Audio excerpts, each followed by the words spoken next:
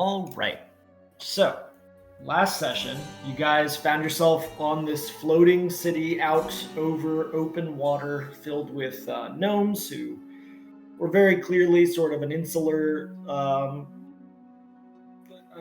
civilization, I guess. They seem isolated from the rest of the world, from what you can tell. A lot of their dress and mannerisms and even just the way that the city doesn't have street names or anything is very foreign compared to the rest of Dorithia and Saldia. As you guys wandered the city at night, well, actually, only Finry wandered the city at night after you guys got back. You did pretend to be constructs, but it seemed easier to get more of the city covered if Finry went alone, since he's a gnome. He did go and speak to what appeared to be a guard of some sort at the airship port. Seemingly, this guard is not associated with the city necessarily, but the actual ship itself. Finry, using a little bit of bribery and diplomacy and a little bit of bluffing, told a story about love lost and shared some wine, and the guard, Jean-Paul, agreed to put in a good word with this admiral, who is also the captain of the airship, regarding getting passage onto the ship for Finry and quote unquote, his goods, his belongings. You guys do have the issue of 2 500-pound magical sails that you wish to bring with you, as well as the fact that while the seeming was pretty good at making you guys look like constructs, it's not 100% guaranteed to be a disguise towards everyone. So with that, Finry had returned back, having gotten a lay of the land to you all who had returned back to the lair below ground. That's where we left off. I will say that everyone can just fully rest at this point. I do know that at a minimum, everyone will have regained all of their health. And you guys are safe in this lair. Nothing is looking to come down here. So feel free to reset all of your spells and things as well. And Medolfir, you can just set yourself to 145. With the things that you have, you would have easily been able to regain the 30 plus health. So, having gotten rid of all of the lingering harm and wounds from your travels in the underground ruins, you find yourself waking up the next morning, still in the lair, knowing that there's potential negotiations needed at the airship. How do you want to do that? I still don't really understand the plan for the airship. Like, okay, I mean, we do seeming, we get on the ship, let's say, somehow. Like, it eventually wears out. Mm-hmm. Like, yeah, but potentially we're either in the cargo hold or Henry's room, right? When if he gets a room, that we don't know yet. Yeah, but even Finray, his seeming would also run out. Henry's a gnome. Finry's a gnome. He's never had to change his visage. Okay. They've all sort of accepted it. Okay. Yep. Okay. So I thought he wasn't technically a gnome for. I don't know. I mean, to it, other than the fact that his background doesn't necessarily align to gnomes, his visage and everything about him looks like this kind of gnome. Yeah. All right. I mean, if that's the plan, then that's fine. Okay. So. And then we're gonna use one of the sails. Have like Lane Ray on one of the sails. Mm-hmm. piloting it, but making it look like we're just using it as a broken construct. Okay. And then Yeah, that works. I'll have to transfer a little bit of weight from my gear into like maybe the bag of holding, and then I can heavy load drag the other one, or we can do that with both of them. We can max on one, land around the other, kind of acting like they're carrying constructs that are not in good repair. What's Either way. what's the maximum weight you can carry, not drag? I mean, true maximum. I don't know. I'm just going by on the character sheet. It says heavy load is 600. Yeah, so you could theoretically move. Let's see, at a heavy load, I think you still have some movement. You lose all of your typical things, but let me see. I'm It carrying still has 100. movement. Heavy load doesn't. Yeah, like there's categories of load above heavy that you can still. Yeah, there's like drag and push and things like that. Let's see. So heavy Right, load, I think it does reduce your distance you move each turn, though. But I'm also carrying 155 pounds of weight already. So. Right. So that's like if you were able to offload all of your stuff into, or at least down to only 100 pounds other than one of the sails, you would be able to like strap the rest of the sail onto your back and carry it as a heavy load. Yeah. Which, given that you're crab walking-ish on all fours, I would say... I thought the sail weighed like 500 pounds or something. It does. He's got a crate. So Rodolfir has a 600-pound heavy load capacity. Okay. Yeah, it's crazy. I guess that's what happens when you have a strength of 23. So yeah, like if you got 50-ish pounds off of you, you'd at least be heavy loaded, which I'm going to say, given the way that you're walking, drops you to like 15 feet per, as opposed to your normal 30. So I only need to offload 2 items to get there. Okay. Well, okay. Which it's 2, more than, just for my knowledge, which ones are you putting away in the back? My damaged hide of the Yeth, and then I have a bunch of gold coins that are causing weight. Okay, those are in the bag of holding. Noted. So I'm going to go ahead and just on your character, I've made note of it, but I'm just going to mark the Yeth hide as not equipped as well and not carried as well. And then the gold I'm also going to set as not carried. Okay, yeah. That drops you to 92. So yeah, you can strap with ropes the folded up other parasail to your back now. Dunzo. Okay. So you guys are still looking like the humanoids that you are, an orc, an elf, and a human. How are you resolving that? Go, Matt. All right, so we're turning into constructs again, and I'm not doing correct? You're not cut off on the last part. I'm not going to be doing seeming on Finray at all? Yeah, you don't need to do... For Finray, he's like, no, I need to look the same way I did last night when I talked to Jean-Paul. Okay, so, I mean, I'll cast it. It only takes, like, a standard action, so I'll just cast it, like, right before we go out.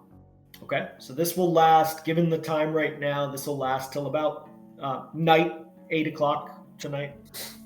I mean, are we ready to go? That's what I'm asking. Like, are we at the point where we're like, okay, we're going out the door here, up the stairs and out the latch? Finray nods, yes.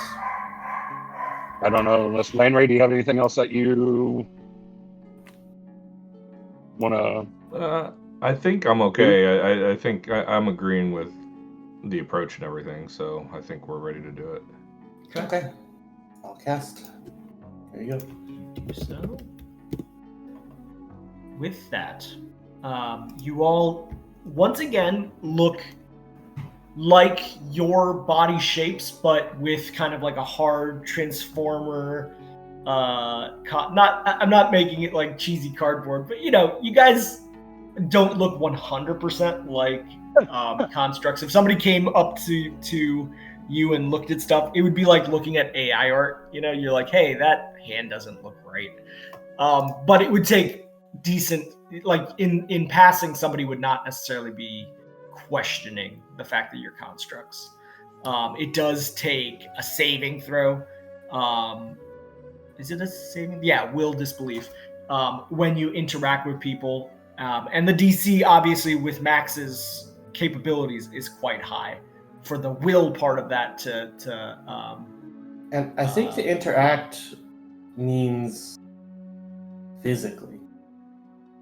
Okay, yeah, fair enough. So even if they're looking at you, yeah, let me see. I'm not sure because it's illusion, so yeah, I don't know. take a look at that because it works just like disguise self. It just is much more powerful.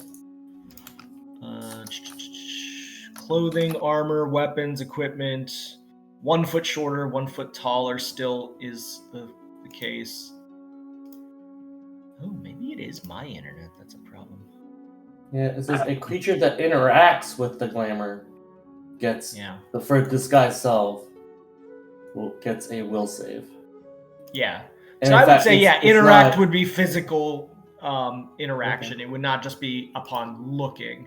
I'm just trying to see in disguise self if there's any language specific to like observation of the disguise. Parent changes up to you. Let's see. Could add or obscure or minor if its spell does not provide abilities or mannerisms of the chosen form, of course, nor does it alter the perceived touch or sound of your equipment. Blah, blah, blah. If you use this spell to create a disguise, you get a +10 bonus on disguise. So specific to the disguise element, it's not foolproof, right? Somebody could, with a very discerning eye, you're getting a +10 bonus, still kind of affect and see through it. So it's not going to be 100%. And I would say, it's at the time, if somebody is suspicious, they would make that check and your disguise check would happen at that time as well, as opposed to now in like how you carry yourself and make yourself look even more like a construct in the moment. I know not a lot of you probably have disguise as a skill, but okay. Anyways, that's the raw, I think, of it. Otherwise, like if somebody actually touches you, it's not a check against the disguise. It's actually a will to be like, hey, did I just feel something? Like they'll actually feel through the spell and be able to disbelieve it in that way. Okay. So with that, you guys do look like really good constructs. Max's DC is extremely high, so it's a pretty damn good disguise at this point. Finry kind of looks back to you all, gives you the thumbs up. Should we go talk to John Paul? I went to John Paul. Okay. John Paul did give him a little like slip, like a passage slip to talk to the captain of this ship with. So as you guys head your way over towards the port, as you approach, you notice that John Paul is not, Finry notices that John Paul is not the one that's seated at the gate entrance to the kind of port district over here. It is a different guard. Wearing similar clothing, clearly there's some sort of a minor like uniform aspect to the crew of this particular airship. And as you approach, Finry holds out the passage ticket. And the guard kind of looks it over, notices John Paul's signature on this paper, and nods and then takes a look at the three of you behind Finry.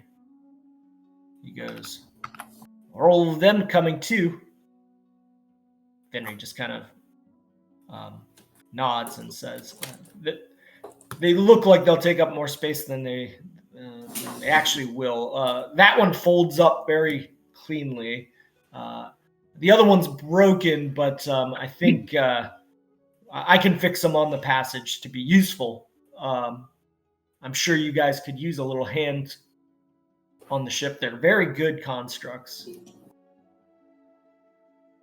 I will say, I know it's only been a little bit since I mentioned this, but I think a disguise self check on, I'm going to just roll 1d3. So 1 is going to be Max, 2 is going to be Lanray, 3 is going to be Medolfir. And that is a 3. A Medolfir. Oh, which one of you is the quote-unquote broken down construct? Is it Max who's floating on the sail? I think we said Landry earlier, didn't we? Okay. I only said I heard Landray when we were doing that because Landray has a higher dex, and so it'd be easier for him to make checks to pilot it. Sure. You know? Sure, yeah. That makes sense. In case of something going horribly wrong. As you guys are just kind of using it as like essentially a floating disc, it's fine. Like it's supporting his weight. You're not trying to make any agile moves. But yeah, if something went wrong and you had to take off on it, you would be the one that's in control of it. Okay, so that landed on 3, which is Medolfir. So Medolfir, I don't think you have disguise as a skill. No. That's not a skill. That's not a skill that requires training according No, to it's not. So it'll just be whatever your baseline ability modifier is for that. But go ahead and give me that roll. Great. And it's going to be plus 10 beyond that, whatever you roll. Thank God. Okay, that's pretty good. Let me...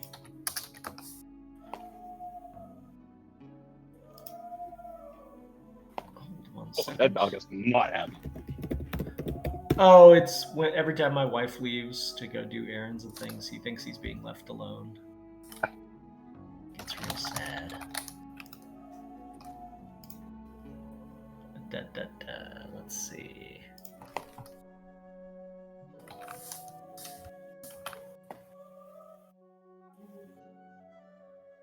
Okay.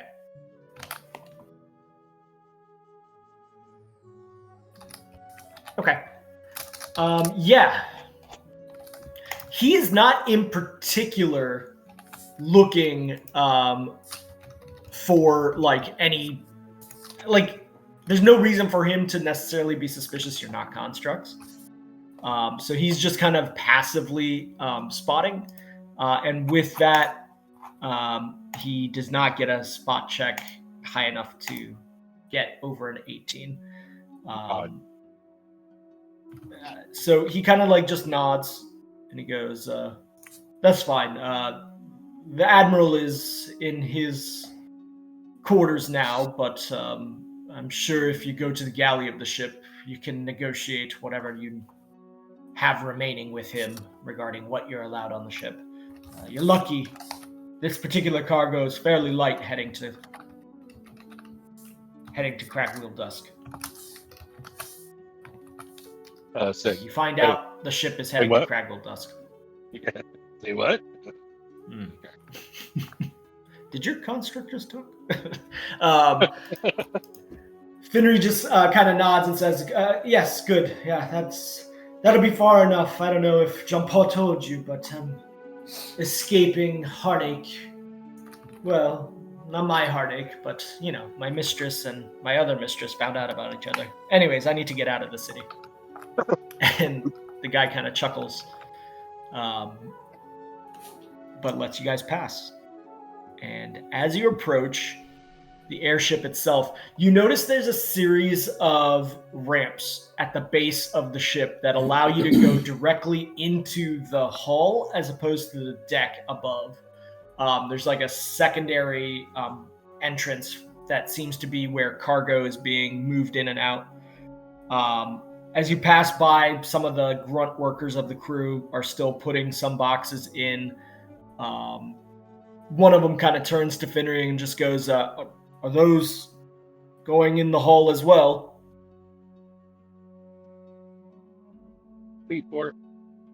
And Finnery looks back at you guys and just goes, yes, I just need to go talk to the Admiral regarding their passage. And one of them looks at your slip and says, oh, yeah, you don't have any cargo on this slip. Go talk to the Admiral. You guys continue on into the hull with the parasail seemingly being like, whatever. It must not be something that, obviously, this airship is controlled by similar magic, so they're all kind of just like, yeah, it's fine.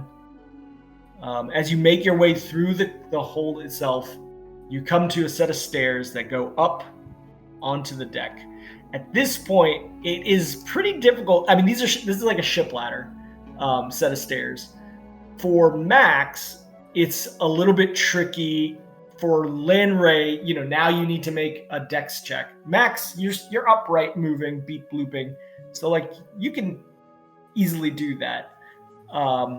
It's just a little bit like, oh, I have to get my feet right underneath me. Lanray, that check is enough to gently float up that ship ladder without anybody noticing that you're actually controlling it.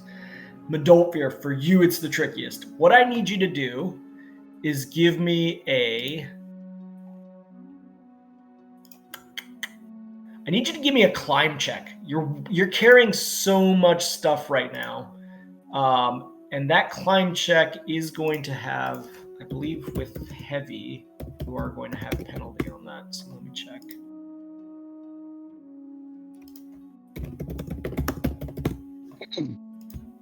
Let's see. Where is that?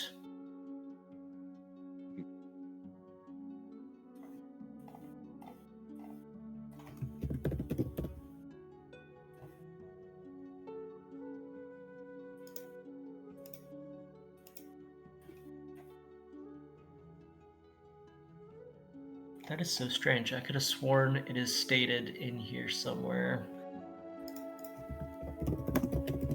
What are you looking for? The climb skill when carrying a heavy load. I don't think you can climb.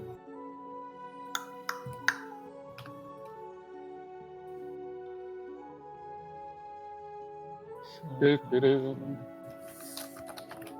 D&D 3.5, a character with a heavy load takes a -6 check penalty on all climb checks. Thank you very much for finding that. Yeah, so that's going to be -6 compared to what you rolled, which was very good. 22. So yeah, even though it's very awkward for you to climb in the way that you're having to, with like you're doing it on all fours essentially, but you are able to do it in such a way that you don't topple backwards, which is a real risk going up this steep of a incline. Yeah. You do make it onto the deck of the ship. Let me go ahead and show you this ship from aboard. Hey, do we know where Cragwell Dusk is? Yeah, I mean, you know of the kingdom of Cragwell Dusk. It's the entire gnomish kingdom that's sort of southeast of Bohemia. You don't know which city in Cragwell Dusk they're heading to, but yeah, you are aware of the kingdom. Okay, so that's on that northern continent? It's on the Dorithia continent still. Yeah. So How many crew are on the ship? okay, so you've seen down in the cargo section, you saw at least a half dozen moving in and out, bringing boxes. Now that you're on the deck, each one of these 3 striped icons represents 6 other crew each. So you're seeing like 18 people moving about on the second level of this airship, above what you believe to be like the galley and quarters section. And then there's like 12 just moving around doing like various things with the ropes, steadying sails, basically preparing for departure. It seems like this airship is leaving today based on the actions that they're taking. How do they seem like this cargo is time critical to them? Trying to discern how We were down in the cargo hole, right? Yeah. It didn't seem like they were taking any special care necessarily of it. There weren't. Wasn't like bosses says like vaccines for dying children or anything written on it. No, there was nothing written on the crates themselves other than like the stamp of this airship, which was like put on each one. You know the name of the airship. It is the. Sorry, let me check the notes. This airship is the. Hey, what the heck?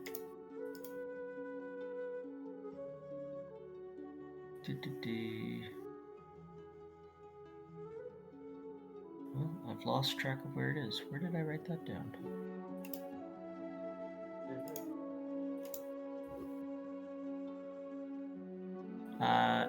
Anyways, essentially it's the gnomish word for like a floating, like dandelion seed that floats in the air. I don't know why I can't find it now, but yeah. So like you think for the most part from what you've heard in what Finry recounted is that most of the goods that travel out of this city are kept somewhat more mundane in order not to raise suspicion.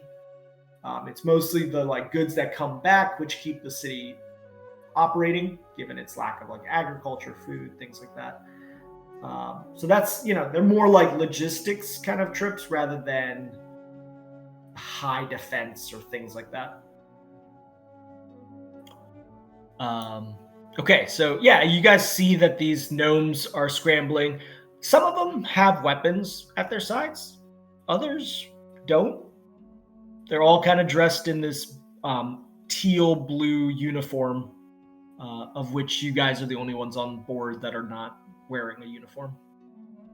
Or at least Finry. They kind of look to you oddly, Finry, even though Finry's not here. And Finry kind of just goes, new crew, sorry, where can I speak to the Admiral? And one of the gnome crew kind of just raises an eyebrow and says, Admiral Shemp Wingerput is in the quarters. You can see him in the galley. You guys don't speak Gnomish, so this is happening in Gnomish to Finry. Finry kind of nods. You guys get the sense that he's negotiated or talked through where you guys need to go. And you guys head over into the rather lavish galley of this ship. You find almost like a very ornate gnomish tavern inside. And you see that it connects up to a series of quarters at the lower level. Essentially, when you walk into this galley, it sinks back down slightly into a lower level, down a set of stairs. There is seats around a bar. You see two different passageways on the far end across this space that seemingly go to further quarters. Finry kind of leads your way down and then sits at the bar with you guys tailing behind with the floating parasail. He's going to use his whisper now. And I believe it will last. Let me see. His message will last 10 minutes per level, so just 10 minutes. He uses that, and he goes kind of into his shoulder as he points to each of you.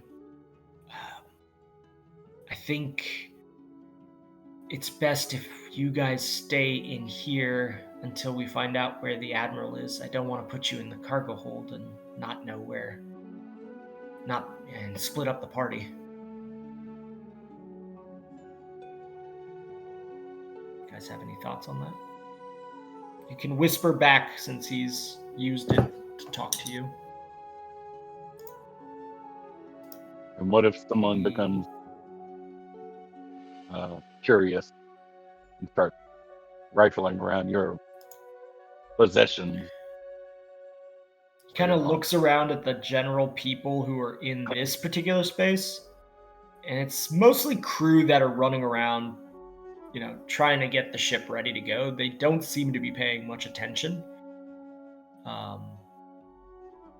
He goes, that's a risk for sure, but I think the more we can keep you away from the Admiral, the less discerning and fewer questions will be raised about you all.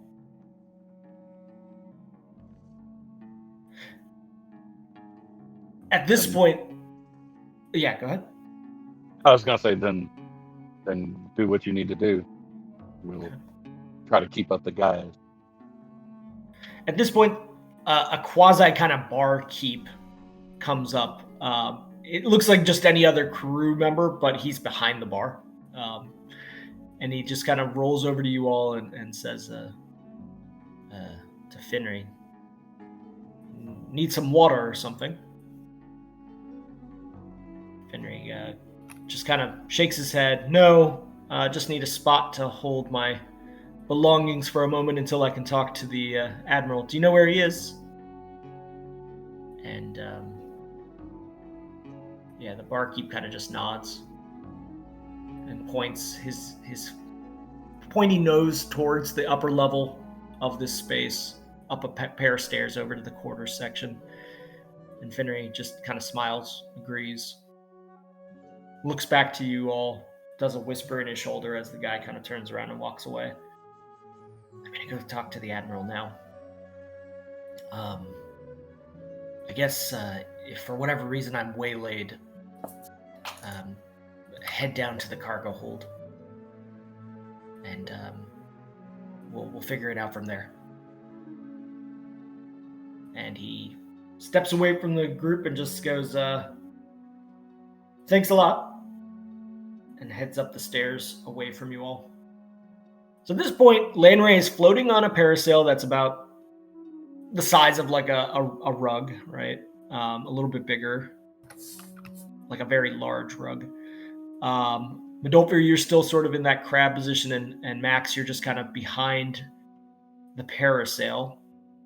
The room is, about 45 feet wide, just like the ship, a little bit narrower than the deck, and a good 80 feet long. So even though you guys are taking up quite a lot of space right now with this parasail, it's still in a relative corner of the space.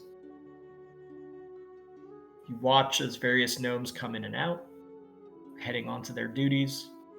A couple of the gnomes stay here. It seems like there's particular crew who are in charge of stocking for the trip, food and things, making food for the crew, making sure there's water and drink. They take note of you guys staying in the same position for a while, but they don't approach. Why would they approach constructs? Good. How long do you guys wait here? 10 minutes passes. 20 minutes.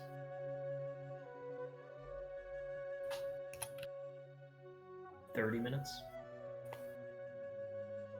I mean, guess we didn't discuss if I'm not back in 15 minutes, come and get me or anything. So. And the last thing Finry said is, just get down to the cargo hold if it comes to it. I mean, if it's been 30 minutes, I think Medolfir would start to question if there's a problem. Okay. Go ahead. One other question, Mm-hmm. do we think that these people would be totally cool with some automatons deciding by themselves to move where they are down into the cargo? It would be kind of weird. Every time you've seen constructs in the city, at least, and there has been a couple of constructs on the ship. They do help with the larger crates and things. You have seen sort of a handler gnome with them. These particular automatons seem to be kind of servile, responding only to direct sort of commands. But you do know that, constructs can be trained to do things on their own. You've seen it before elsewhere in Mechanus. And I would say probably, and this is out of character, to say after about 30 minutes, if he hasn't come back, I think we should probably risk activating moving to the cargo hold. If anybody comes up and directly questions us, we can just say, we can offer one word response like cargo or something like that. Does anybody speak Gnomish? No, but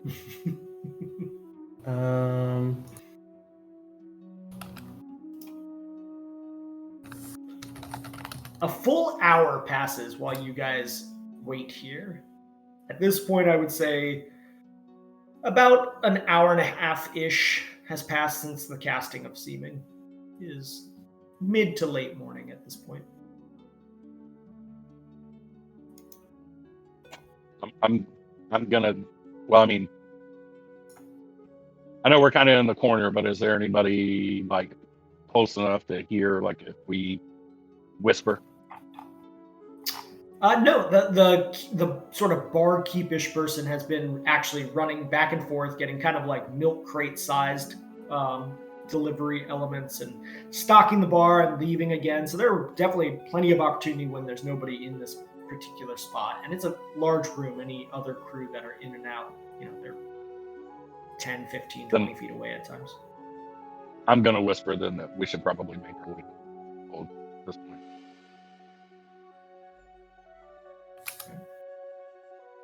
Yeah, okay. Who's leading the way of being the head automaton of this march to the cargo hold? I guess Medulfer, Robot Medulfer will. Okay. As you head back out of the quarters of the ship, you are back on, or rather the galley, up the stairs, out the doorway, back onto the deck. You see the staircase kind of opposite side of the deck. One thing that you notice is before the large sails of this ship were in a lowered position. And now those sails are fully sort of taut and up. And just looking around, you could tell that the ship was sort of, let's call it like a flat tire, low to the ground previously. And now the ropes that are holding it are taut. There's no slack in them. And over the rails, you see that you have raised in elevation a substantial amount off of the port that you were seated at before. The ramps are no longer connecting to the side of the ship. And it seems like whatever cargo was going to be loaded is now at this point loaded. So one way or another, it sounds like you guys are not being offloaded from the ship at this time.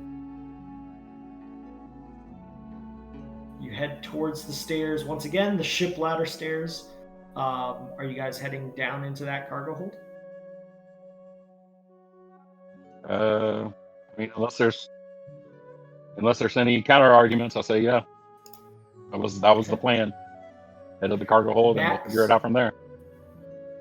Max, you don't need to make any check, but Landray, I'd need once again a dex check to kind of glide this parasail through without. Yeah, that'll do.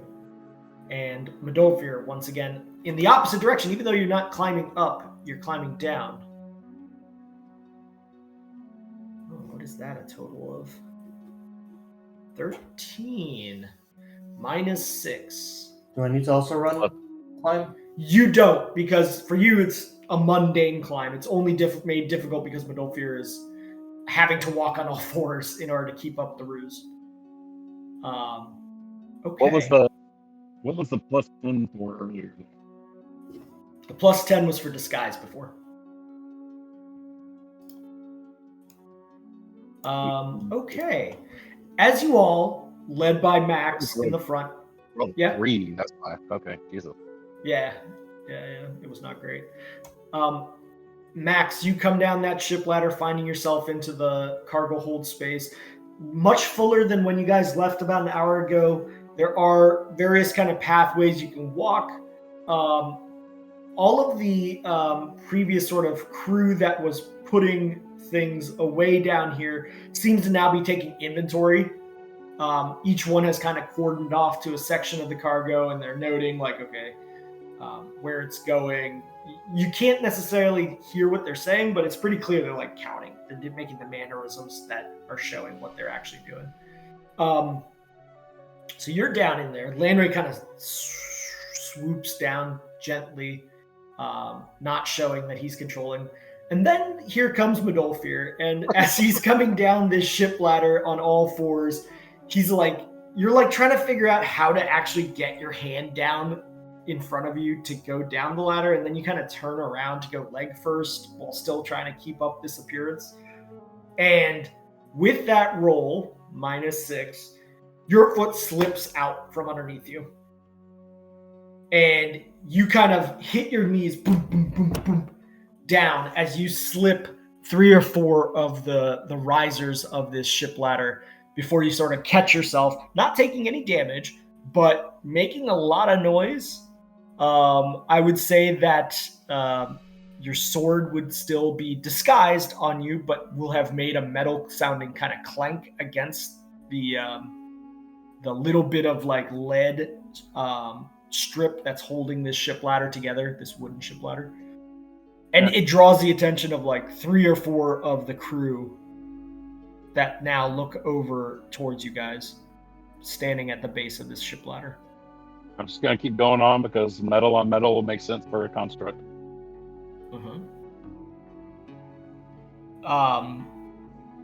One of the crew gnome kind of walks up to you, Max, and just kind of like walks around, looking almost like questioning what's happening here, because there's no gnome with you. There's nobody following you. What you guys said you wanted to come down into the cargo hold and just kind of say that you're supposed to be here. So this guy's kind of looking you up and down. How are you doing that? You're the leader right now, Max.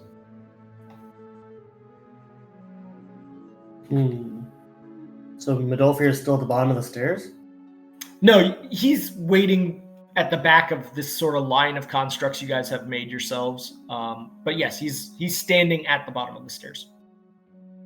And you're just slightly ahead of him into this cargo hold.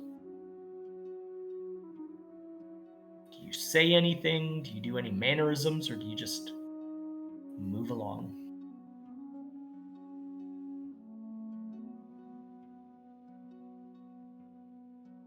I don't think I would say any mannerisms if I'm trying to be a construct. I mean, I just keep going, right?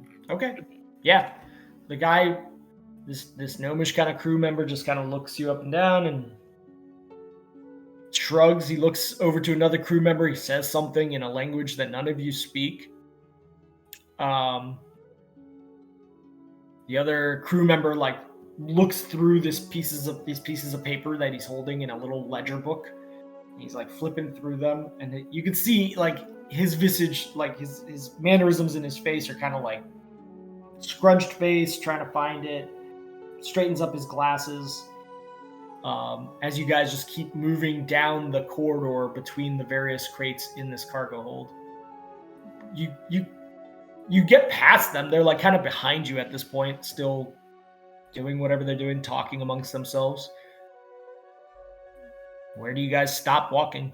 There are spaces down here that you could kind of just nest into. Or you could just like... Are you trying to hide yourselves from them? What are you guys doing? I think a construct would behaviorally know to be out of the way, not necessarily hiding, but like not being, you know what I mean? Like it would probably be part of the programming is what I'm thinking. Like to like find a nook and stay out of people's way. Okay. Does that make sense? Yeah, totally. So, you guys do find a little bit of like a darkened nook down here. They do not keep the lights on much down here. The Nobes don't need light. It seems like it helps them. It's kind of like how you can operate if you're nearsighted without glasses, depending on your prescription. But, it's easier with the glasses to see stuff. It seems like they're using the light as a little bit of improvement, but generally their dark vision is just as good. Medolfir, is there a way that, or Lanray and Medolfir, is there a way that you guys are tucking yourselves in? I mean, Lanray, as you came through here, the parasail now is taking up a lot more relative space. Are you guys trying to fold it up and leave it laid down? How are you guys dealing with that? I mean, I guess that kind of makes sense and wouldn't be out of the question for a construct that are moving cargo to stow the cargo when they get to the place that they're going. So, folding up a second sail doesn't seem like anything that would be out of the question seeing constructs do, right? So, so I'd say find a space that we can occupy that's not in the way of foot traffic, and then with having both parasails folded up, and then the three of us just posted up on top of them or whatever, just okay. Yeah. So are you taking the one that's off your back, Medolf, or I guess Max would do it for you so as to not look too suspicious? Are you taking that off and laying it with the other one as well, or are you keeping that one on your back?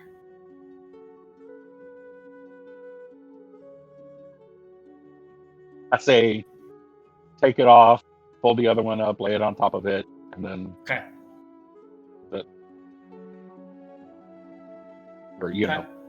whatever makes sense as far as like a resting position for a robot.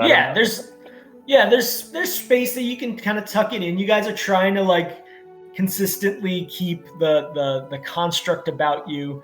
I would say with Max's intelligence in general, he's guiding you guys in a pretty good way. There's nobody really suspicious or looking at you directly right now. You do still hear conversation between those gnome crew in the cargo hold. What they're talking about, you don't know. And then suddenly, as you guys are fully stowed and put your things down, the airship moves. It jolts. And you hear a bit of a commotion from the crew that are down in this cargo hold, seemingly kind of yelling for another crew that's in here. And you see another sort of gnome just run out from some boxes and run over towards them. And then you hear the sounds of footsteps going up that ship ladder, and the sound of a hatch closing to this space. And there's further jostling. And then there's no jostling. Smooth motion and a sense of rising that you feel in your stomach a little bit, that you guys are not like when you're in an elevator and it starts rising, you just kind of feel it, that it's rising a little bit in your stomachs. You believe the ship has taken off.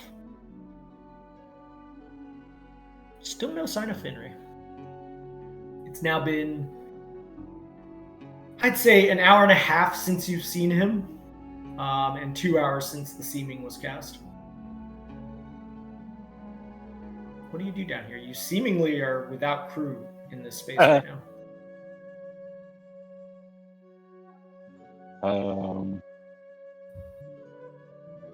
The hatch that they went down, it's down here?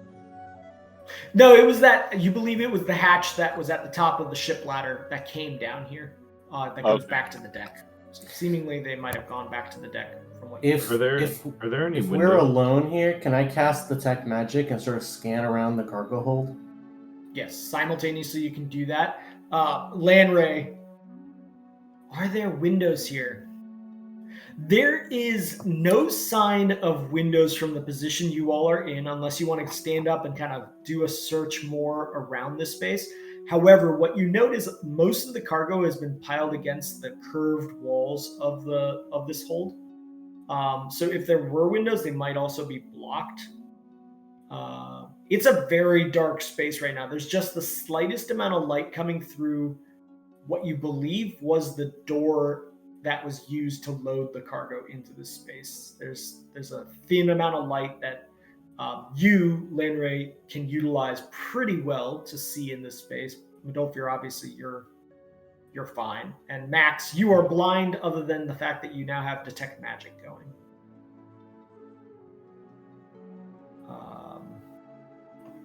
So basically, you can only see about 5-ish feet around you. So are you just scanning the room, Max? Yeah, I'm trying to see if there's anything special about any of this cargo.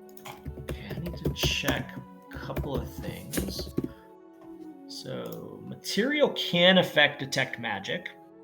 And I believe as you scan through, there's various materials of crates in here. As you scan through, you note that some of them are metallic and some of them are wooden.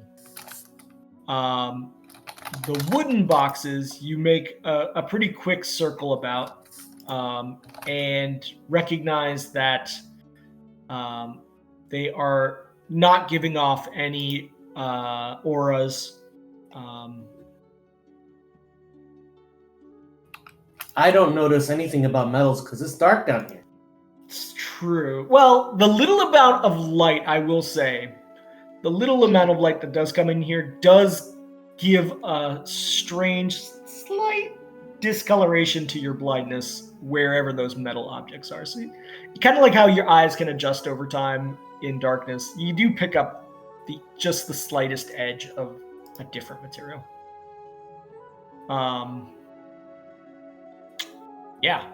The metallic ones, as you kind of see like this little bit of a lighter coloration as you pass through it. I don't believe you can see through that. Let me double check.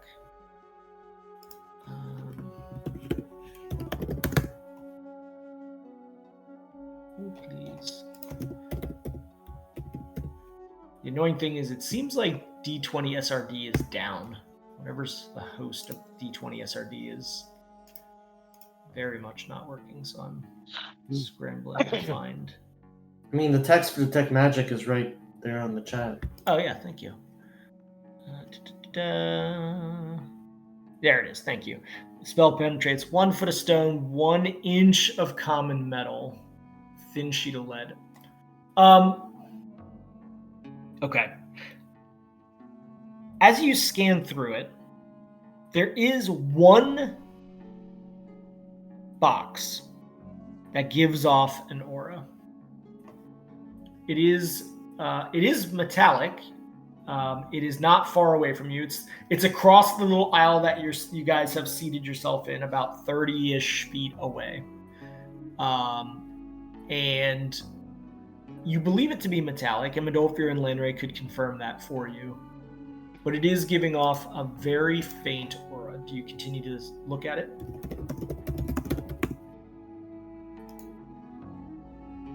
For multiple rounds?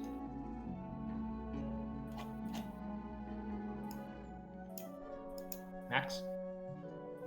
What is it? Do you continue to focus on it multiple rounds now that you've picked up this aura? Yeah. Coming from the box? Okay. Yeah. I mean, I would do a quick scan to see presence of auras in total, and then I'd go back to where auras were and focus on them. But yeah. Okay. Yeah, there's nothing else that you're picking up from the others, whether it's because the others have thicker metal that's blocking it, or the wood ones just don't have any in it that is magical. However, let me see. The aura that you're picking up does give off a...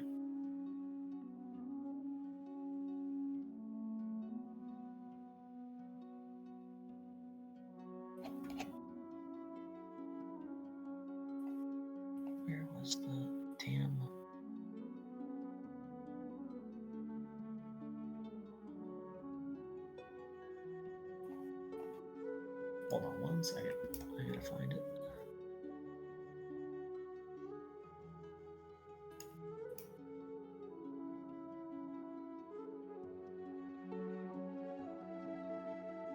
Okay, there it is. It gives off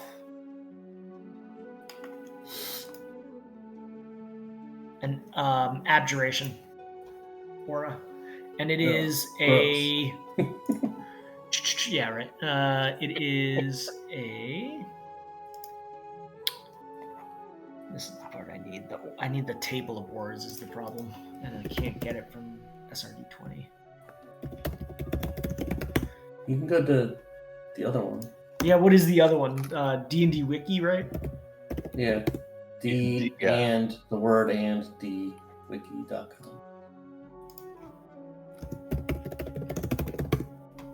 Andy Wiki. Yeah, exactly. Damn D. Ay. The other one's SRD being down is a real pain. Yep. Okay, thank you. Got it now. I was not expecting that. It is a strong aura. Oh, actually, you know what? I misread that. It is a moderate aura. Okay. Interesting. Yeah, as you get it, you know for sure it's abjuration magic coming from this metallic box of moderate aura. Time continues to pass. It's like being in a casino. There's no clocks down here, and it's pretty dark. So a lot of time has passed. Is there anything that you guys are doing at a certain point if time is passing? You know how Max is staring at boxes. Mm-hmm.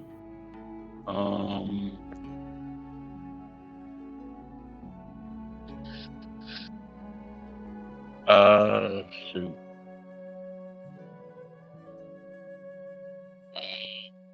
I'm gonna just do a listen check to see if we can hear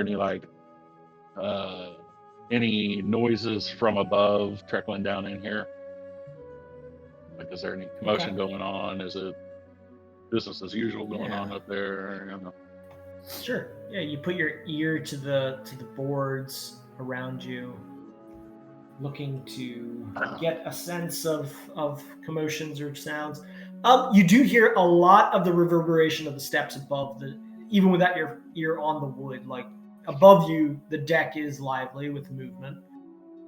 You do hear conversations. There's a lot of orders being called out. They're in Gnomish, but you could tell that it's kind of orders in that it's shouted and short and clear. From context, you could tell that. Commotion beyond that, like the sounds of battle or something? No. Sounds of a ship being crewed. Max, are you doing anything with that box, or are you just kind of leaving it be? Well, it's relatively close by, right? It is, yeah. 30. It is across the sort of cargo aisle, right? You guys are on one side of the hull, the other one's on the other side, splitting the space.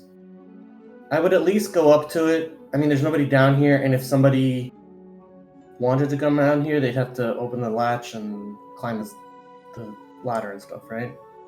Yeah, you get the sense that Lanray and Midolfir have not spotted any other beings down here in this space, so you feel okay that there's nobody else here, at least within Midolfir's dark vision. Yeah, and so Max would go over and try to being close to it, he'd be able to see the box better, try to see what kind of latches or whatever the box has. Yeah, you do. You make your sort of robot movements over to the box, leaving Lanray and Midolfir 30 feet away from you, unless they are coming too. Are you guys staying where you're seated? I think I'll stay where we were. Okay, cool. Yeah, you make your way over to this box. It is seated on top of another wooden crate, Max, so that it is right at eye level as you approach it. Mm-hmm. And it's smaller than the rest of the crates. It's kind of chest-sized, right? And you can clearly see that on it there is a lock. Must be a mundane lock because it didn't give off any kind of magical aura.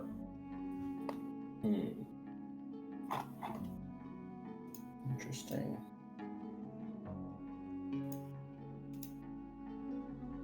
If only you had a rogue with you. Well, I've identified it. Yeah. So if Fenray comes back, I can just point it to him and be like, "Hey." It does. So I don't think that it's magical.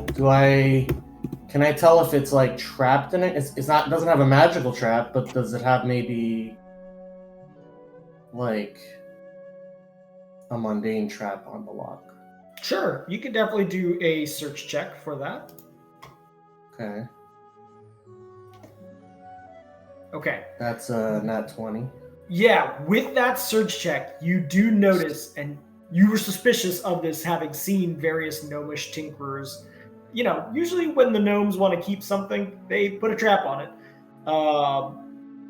You do notice there is a triggered trap on this chest that appears to be that if you were to try to forcibly open the chest, it looks like there's these little tiny holes that potentially either spray some sort of gas at you or stab you with little needles that might be bad for some reason. Now, when you say attempt to forcibly open it, are you talking about if like somebody attempts to like bash it open, or would lock picking count as forcibly opening? Is what I'm. No, it seems as though it is connected directly with the lock, so that if the lock is disengaged, you believe that the trigger of the trap would also thereby be disengaged. So I will say in this scenario, you could either be disabling a trap or opening the lock. Either way, it ends up the same way. So whichever skill is the better would. Saying disabled device? Yeah, disabled device. Sorry. Yeah, I mean, they're both +3s for me. They're not great. Oh, okay. Yeah, I don't know if but anybody I don't else think. has But that. what I'm saying is, I don't think that trying to pick the lock would trigger the mechanism. The lock itself seems to be safe from that. As you investigate it, you just slightly like take a fingernail through, and you're like, no, it's if this lock is not disengaged and somebody tries to pry the actual chest open, you believe that would be what happens. Then I'll try to open the lock. Okay. Yeah, there's no negative to it. I think we have. Let me check in the bag of holding if we have lock picks. Hold on.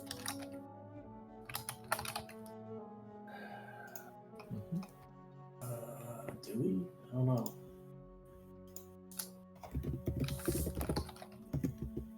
Nope. All right. So I guess it's just normal chat. Oh, Right. oh, hold on. What you got? Before he does that, Okay. tell him, hold on. Hand him the lens of detection. Tell him to look at it through the lens, just to be sure. What does that do? It gives you a +5 from what you've done before identifying it. It gives you a +5 on survival checks when checking. It also previously allowed you to notice like minute details on your search checks. So actually, it would have been better when you were doing the trying to find if they had a trap. For future reference, you could use it to help with trap finding. Okay. But it's not going to help Yeah, with open lock or. Yeah, Nah. +5 bonus on search checks. No, I was thinking, I forgot all of the abilities of it. I was thinking maybe it might pick up something that you didn't detect. Mm-hmm. Yeah. No, it was a good thought. Yeah. So instead of that, while Max is doing that, I'll be using it and doing just a general search of the area down here using the lens of detection. Okay. And you have training in open lock, right, Max? I train a little bit in everything because Good. I am a wizard. Yes. Okay. I This is one think of those. I don't have any skills blocked by not having ranks anymore. Okay. I don't know your bonus, so now that I see your bonus, okay. As you attempt to open this, you get a little bit frustrated and realize that the lock is good enough that even if you were to have as much time as you could, you would not be able to open this lock. It would take much more skill. I figured. So I basically am like, I'm trying to, basically, I wasn't really even trying to open it. I was trying to gather information safely, right? And the trying to pick the lock was like, I was like, I'm probably not gonna be able to open this, but I might be able to get some information about what the lock's like structure is. Sure.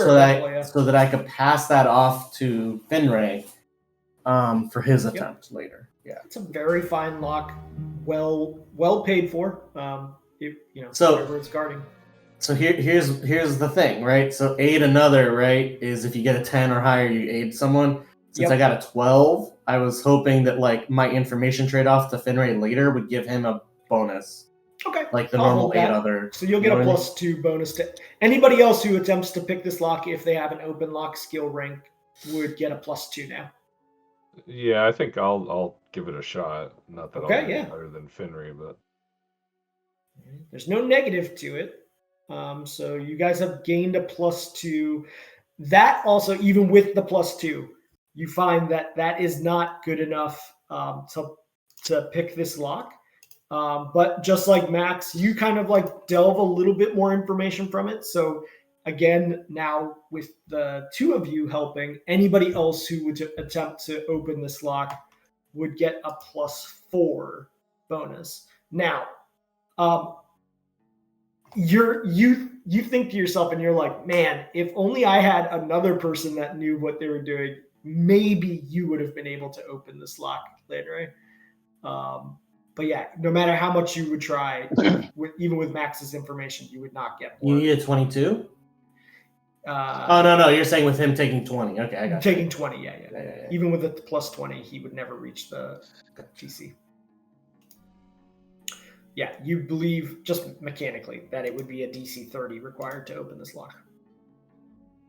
He's a good lock. Modolfir, you had done a search check earlier. I assume that you're not looking for anything related to this box. What are you doing? Well, that's what I put in there. So generally just looking like in the other cargo, Sure. like what kind of cargo's down here, and if there's any like hatchways or anything down here other than the hatch we came down into the cargo hold with. Mm-hmm. Yeah. Okay, so are you actually opening any of the boxes and crates to look inside and search, or are you just trying to discern it from the outside? Like kind of testing lids and stuff just to see, like, of course I'm not gonna like try to like pull nails out of anything that's like nailed shut, but if it's just like a tarp covering a box, kind of lifting the edge of the tarp up and looking in and stuff like that. Yeah. Okay. No forcible entry. All of the boxes and crates are fully enclosed. None of them have like loose bits to it. Whatever is being transported is within a box. Symbols, also paying attention to any symbols that I may recognize them. Okay. So in terms of symbols, I will say, as you are passing through the various crates, one thing is repeated many times as you look through it. The same stamped sort of emblem has been painted onto each of these boxes. Seems like somebody has like a stencil that they just kind of take a wet painted brush and slap it on, so that it's marked good enough, but it's very sloppy work. It's not like somebody's doing it with an actual like carved stamp. So on each one of these boxes, there is a symbol. There's something familiar about that symbol. I can give you,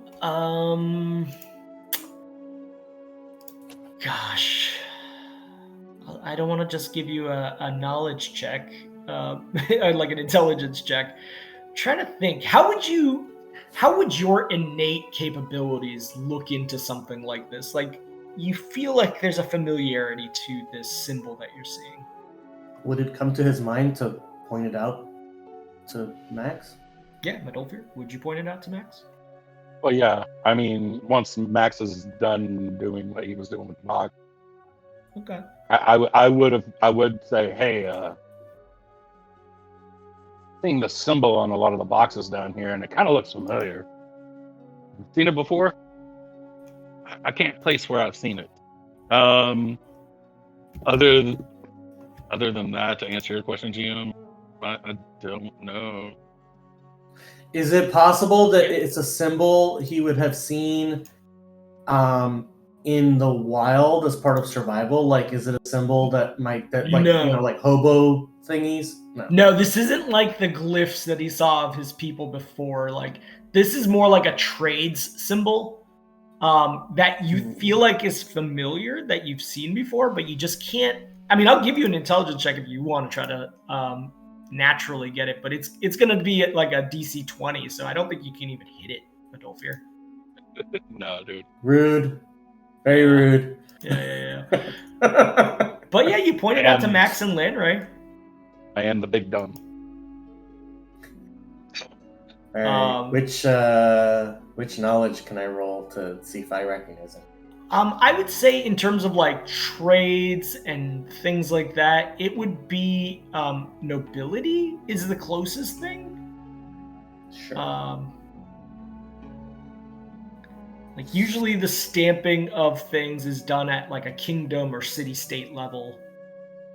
Okay. Or I equivalent. mean, history and nobility are the same for me, so I'll just roll. So no difference. And Landry, I don't know if you have any knowledge ranks in either of those two things, but you could aid if you do. I mean, the only thing I could think of that we would have familiarity with was any of the like cargo boxes on any of the ships from like Terthus when we were investigating like the explosives and where they came from and stuff like that. Right. I have ranks in geography and nature, so. Give me a knowledge geography check. As Medolfir blurts that out, you've been on a lot of ships. I mean, you came on a ship. No, that's not great. Bad time. You came on a ship from Rev Halshir. It was a cargo ship. You know of the various cargo ships that you've run across. Man, something is like so familiar about this symbol. But you guys come from a city that had so much cargo moving in and out of it, and so many different symbols for each of those shipping companies. Maybe it's one of those shipping companies? How are the boxes sealed? Is it like nailed? Or some of them are nailed with very large sort of nails into the corners and frame of the crate on one side. That side is generally the like side facing the inner aisle. So they've stacked these in such a way that they can pry open from the side, which makes sense for gnomes because they're, it's difficult otherwise. Some of them are not nailed, but are just kind of rope bound. Knotted? Yeah, there's a good series of knots. They kind of have taken one piece of rope and double spun it and then passed it through like a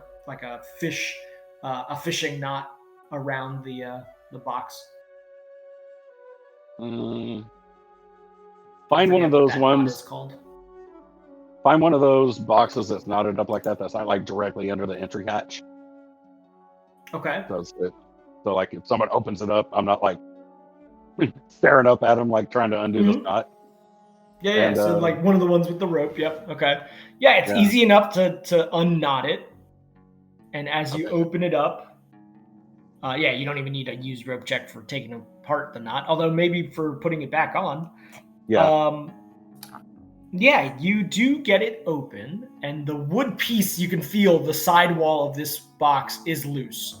It's ready to fall as you loosen the box, and you gingerly kind of lower it down so it doesn't make a lot of noise.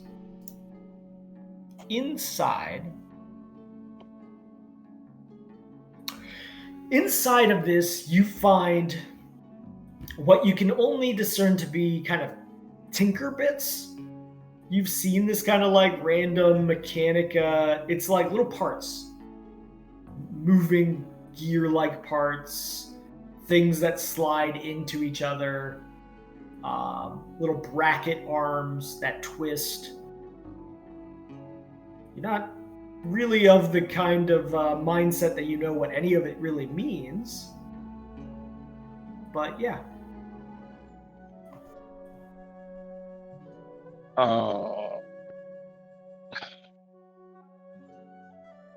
I'm trying to remember as a player.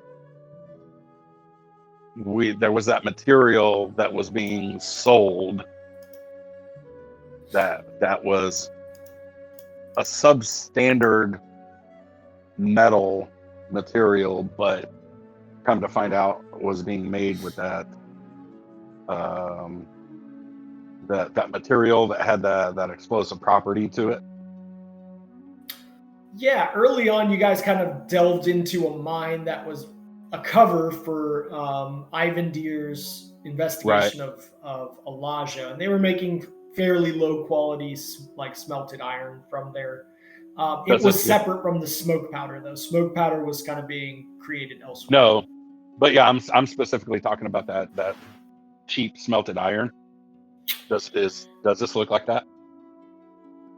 No, I mean the quality of this work is good, and the materials look to be good from that standpoint. I mean, you look it over knowing sort of some of your armor and knowledge of from that end, but this doesn't look like cheap iron. It looks very intricate. Like they're bigger. It's not watchmaker scale, but you know the intricacy of each thing is quite good. Okay. Now, going back to my question about where Cragwheel is. Yeah.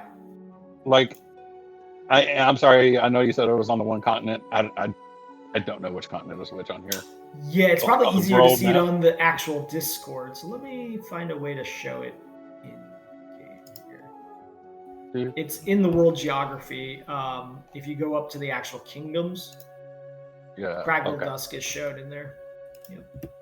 I'll make a really quick journal entry here. Okay, so yeah, that's Savfk is smack in the middle of it. Okay. Yeah. Ooh. Now, other than just saying Cragwheel Dusk, didn't he say like a more specific area, or did he just say Cragwheel Dusk? I thought I couldn't remember. He did not say a city. They just said that essentially they're headed towards Cragwheel Dusk. Let's see if this works. Hold on one second. Configure. No, I've got it. Okay, you got it. Okay. Yeah. South of Bohemia, north of Doolinwood. I mean, I would be. I think I would imagine my character, just because of where he grew up and was born, would be very familiar with Crag. Yeah, you would be. Okay. Yeah. Okay. And we were actually kind of just right over in that area, so. Yeah. Yeah. So.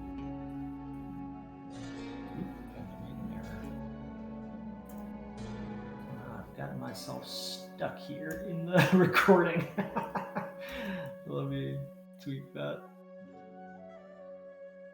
Adulter is at this point though getting very concerned that Henry's not back. Yeah. Can I cast a message and talk to him? Isn't message the one that you have to be able to actually see the person? Sending is the one I think that you want. It's got a range of medium, so 190 feet. Well, I guess I need line of sight, I guess. I don't know. Yeah, because you have to actually like point your finger at the being to send the message. Otherwise, sending you could do, yeah. I don't know if you have sending. No, you don't have to point at. You just have to point in the direction. So, like, to cast it initially, you need to be able to have line of action. Yeah. Or line of effect, whatever it's called. But after that, it continues. Just, yeah, I would agree with that. Yet. But you can't. We haven't seen him in a long time yet. So yeah. Yeah. You feel like maybe 3 hours has passed right now, but I gotta give you time is tough to tell right now. Unless you have a means of telling how much time is passing, like a water clock of some sort. Yeah, those weigh like 200 pounds. That's not. I mean, That's Melfir an just carried item 500. for a lab. No, that's an item that you keep in a lab. Yeah, for sure. So, yeah.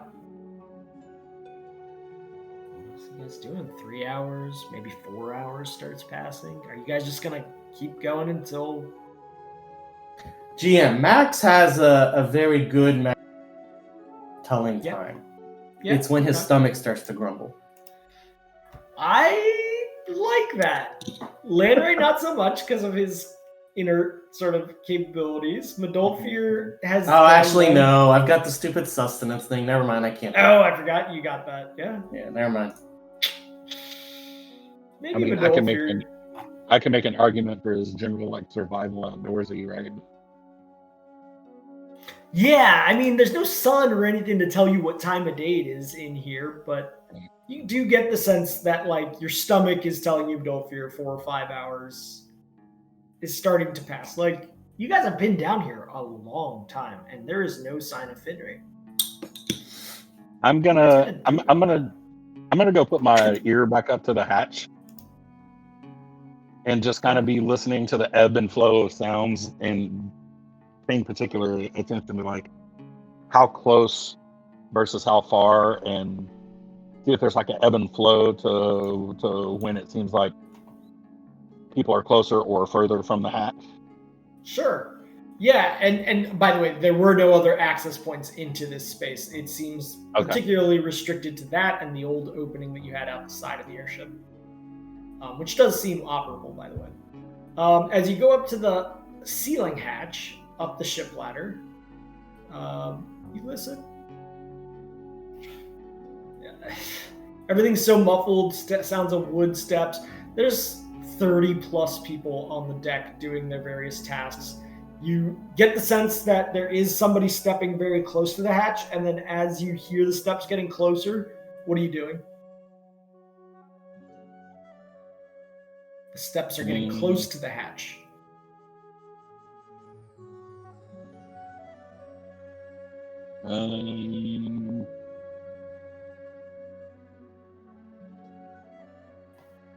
Within seconds, is the sound of like if I'm at the bottom of the ladder here below the hatch, can I still hear the footsteps?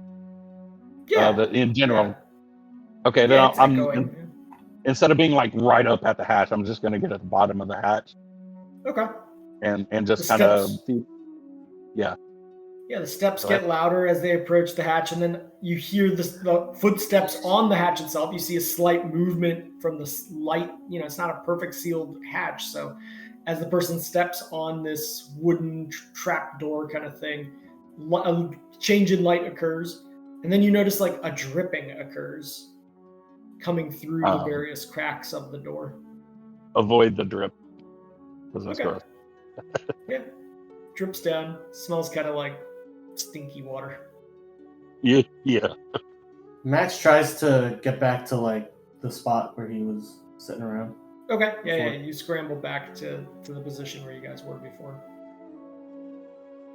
I mean, at this point, you feel like Finry has not returned back.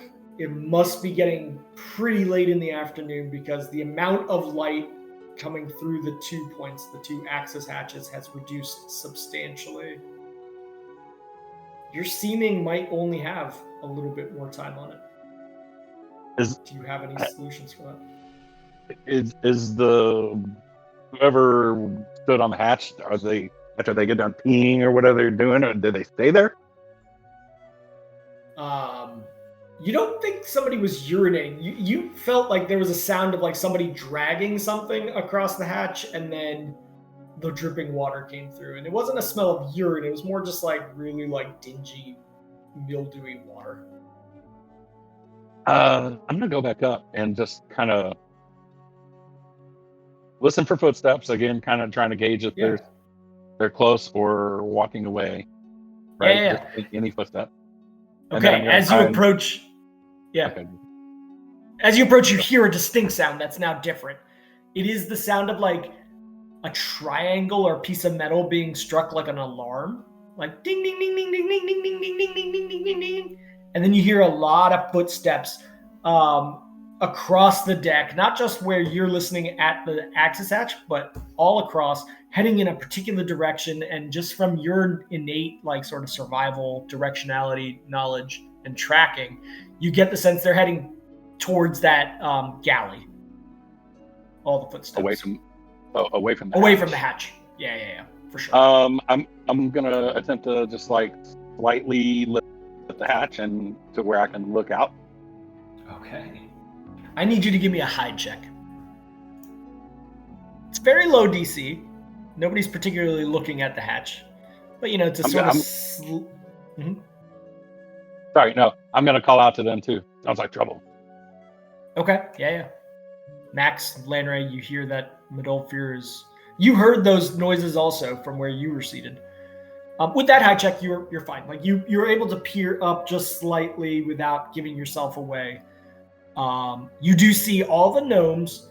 They're not running. They don't have weapons in their hands. Some of them still have their weapons on their hilts, but they're all headed towards the galley, and each one's kind of like walking through the doors. One gnome is kind of holding the door as other gnomes go into the galley space, and like some of them are being like patting him on his head. He looks younger or less bearded than the other gnomes, I guess. It's hard to tell. Do I smell the smell of food in the air? You do. Now that the hatch is open, you smell, and your stomach starts to grumble. Unlike Max and Lanray, who have some magical or genetic means to suppress hunger for longer than you do, you feel this little bit of grumble. You're like, what is that? There is some kind of meat stew smell coming. I'm gonna whisper back down. Okay, not trouble. It's chow time. You do note that as you look around on the deck, there's a skeleton crew now outside of the galley. There's still some. You can't just completely abandon. There's somebody still up in the sort of crow's nest of the sails, and there's a couple people still manning the rope lines down on the deck itself, but they're nonchalantly moving around, pulling on some ropes, checking that they're taut. They're not, they're not at heightened alert or anything. So when we were coming on board and we were up on the top, right, just in a general layout, and people were saying, the captain's in his quarters or whatever. Was it like, the design of the ship, was it kind of apparent where like the captain's seat was, I don't know how to, like, where the captain was at while piloting the boat? Was that something that was a recognizable? Where the helm is, you mean? Right. Yeah. Sorry, I couldn't think of the word. Like, yeah, you see where the helm was, right? Yeah, up above the galley, when you came in, you saw these kind of large glass windows. They are these purple tinted. These are actually windows up above. And so you get the expectation that there is a helm up there. Why a gnome would need that much space, who knows? There might be other things in that space, but yeah, could be where the quarters are. Can I see in the glass right now? Ooh, no, and that seemingly is why they are so discolored. It's kind of got a one-way mirror effect on it. Very reflective from this side.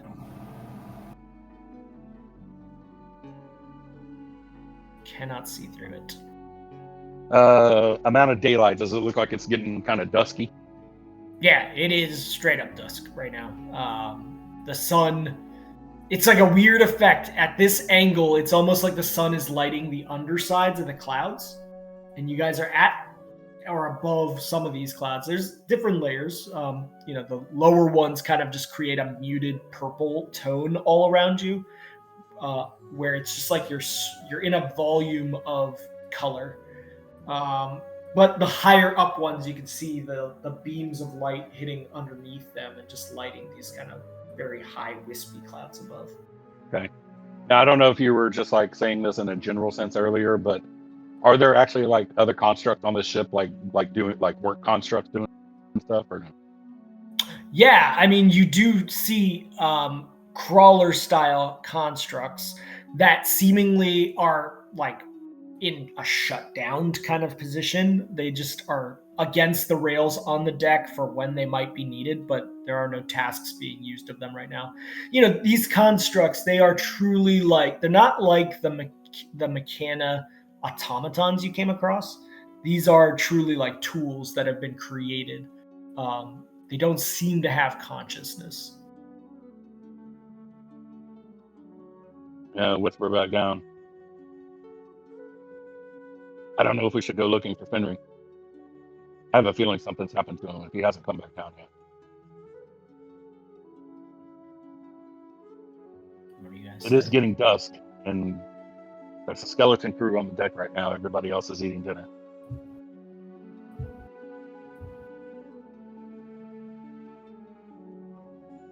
And now that you've seen the sun, I would say innately, your survival check would tell you that it's probably about 7-ish, leaving about an hour's worth of seeming still going.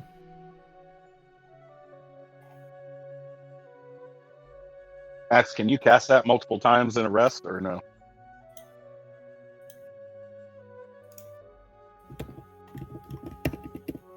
Max? Are you muted? What is it? Sorry. Can you cast seeming multiple times in a rest? I prepared 2 Ah. because it's 12 hours, and I was like, Yeah. all right. I mean, we're stuck on a ship, and we have to be these people. Can you make us look like gnomes? You guys ran across this mechanical issue before. Seeming is great. It can make you only look 1 foot shorter or 1 foot taller, though. You can change your visage, but it doesn't change your physical structure. We're generally the same size. Yeah. And generally bipedal, Although, Medolfir, you're really good at crab walking. I don't know. I feel like we need to go investigate, but I don't know how much worse, or if it'll make anything worse if it's discovered they're non-gnome people that came on the ship, especially surreptitiously.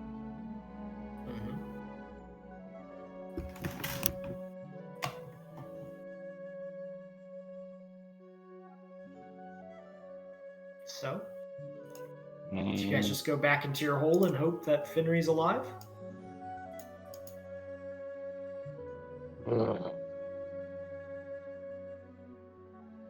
I say you recast the spell as construct, and then we try to go around the ship. I mean, we can, if we get stopped in question, we can just repeat 2 words over and over again. Fenry and I don't know, single word, Fenry, we're looking for Fenry, right? Man, if any of you could just simply speak Gnomish. Well, and that also comes with the caveat that hopefully there's someone that has magics that can understand other languages, or anybody that understands common. Here's the thing. All you're saying is a proper noun. Yeah, the Fenry part's fine. There's no issue with that. Are you just saying Fenry? Or are you trying to make sentences? No, that's what I'm saying. That's all. We're constructs, right? And if a gnome has constructs that are doing work for the gnome, right? If they just repeat his name, it wouldn't take a leap of logic to say, oh, these constructs are trying to locate their handler, right? That's where I'm thinking. Maybe a stretch of logic, but yep. Okay. Listen, okay, Fenry's dead. We're gonna have to figure out how to take over this ship by ourselves. That's where Max is at. That's where he's jumped to, is all I'm saying. Medolfir, I will say that you've sized up the crew. that you've seen at least. This is not like a warrior ship. What you've sized up is 3 dozen or so gnomes. Some have weapons. Some look like they are pretty gaunt and, used for menial labor on this ship. You have not met the admiral. You don't know what he's like. There's a couple of other folks on this ship that are a little bit more defensive guardsman style, but there's a lot of people on this ship. They're all kind of pretty low-level, grunty-looking dudes. I have a question. Yeah. Dude, we sort of walked around a little bit. I don't think we've walked around a lot, but... No, yeah. Is there a brig? Is there a brig? You have not come across one. You would have thought maybe it'd be in the cargo hold. Maybe there's a divider between them, though. You have not seen evidence of a brig. You have seen evidence of the general passageways over to the quarters. Up above there's a helm. Down below there's a galley and the deck and the cargo hold.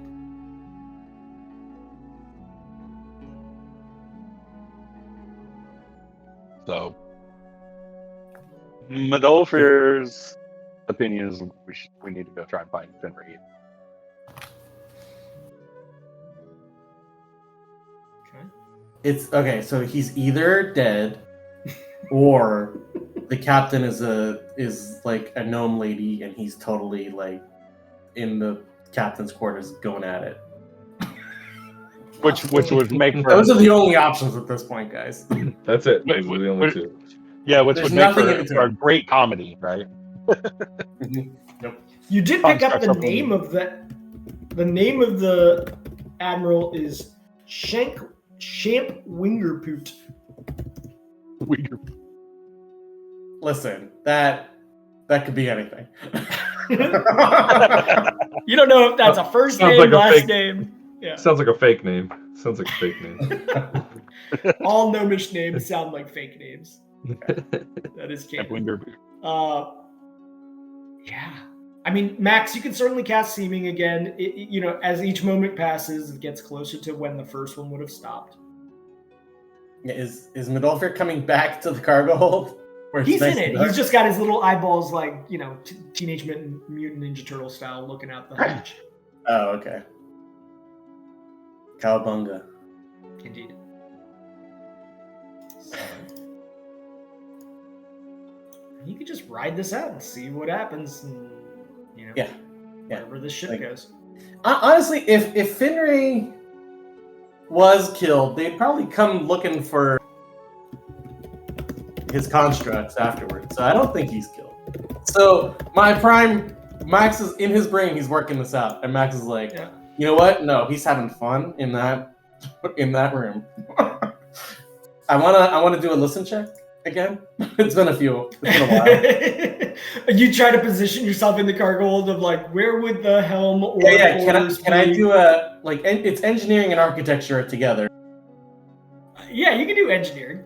I'm gonna do an engineering check on where I think the captain's quarters would be above the cargo hold. I love it. So it's sort of like discerning where you saw the quarters from the galley. It's up above the galley. You're like, okay, go far back into the farthest point of the cargo hold. Now, you start listening against the wood. Using my urn to amplify, because I am a scientist. Hell yes. I remember this technique. So I'm going to give you a 20 on that with a 21 with a +4 modifier. You place the metal urn against the wood. You hear, and Medolfir and Landray, what are you guys doing while Max is scrambling to do this? I'm still watching what I can see on the deck. Okay. You do hear things, Max. Expecting to hear the sounds of amorous activity, and you're not even 100% sure that you are in the right place. I mean, you got a 10 on the engineering check. Yeah. But you do hear sounds. They're the sounds of muffled conversation, and then followed by a yelp, a sound of it's muffled, but through there, it's got that kind of like rising pitch to it, sudden, even though it's a muffled sound. That's like,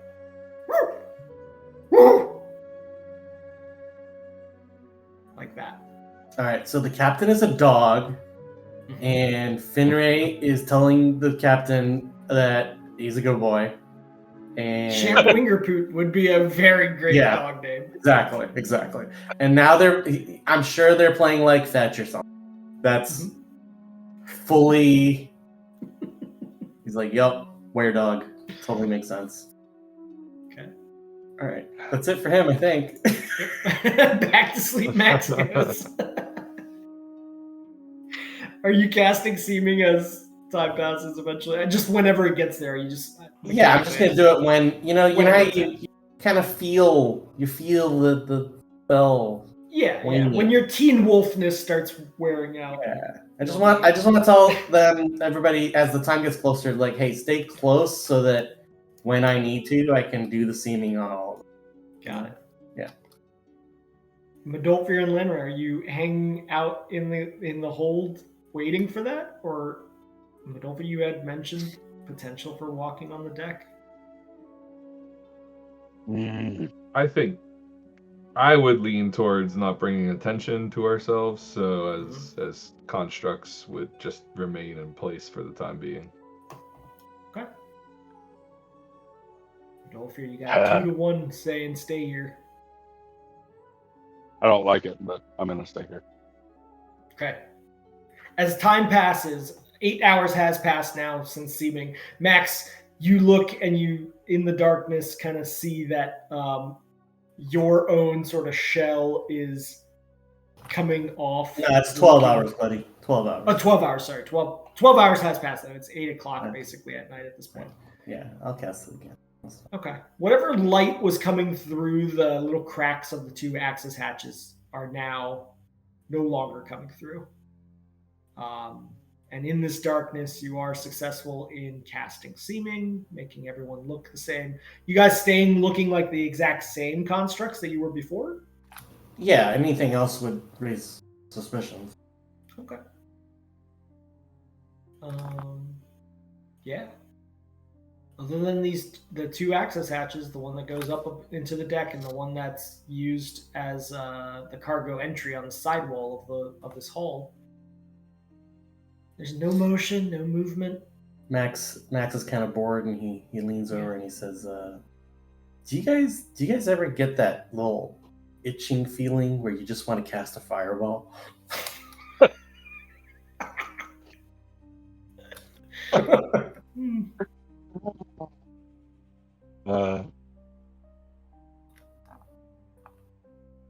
Just Yeah. It's like an intrusive thought when you're on a ship. You know what I mean? Yeah. A lot of time passes. It is the middle of the night now. Are you guys going to try to get some rest? Stay up? I say Everybody just we stay should up the rest. whole night? Okay. I say we should rest because Max needs to recharge his spells. Yeah, the best time to get our rest is right after I cast aiming, so that we have a good span of time. Yeah. Where we know it's not going to fade away. Yeah. Okay. So, Max, it sounds like you would, at a minimum, be taking rest as soon as you've cast that.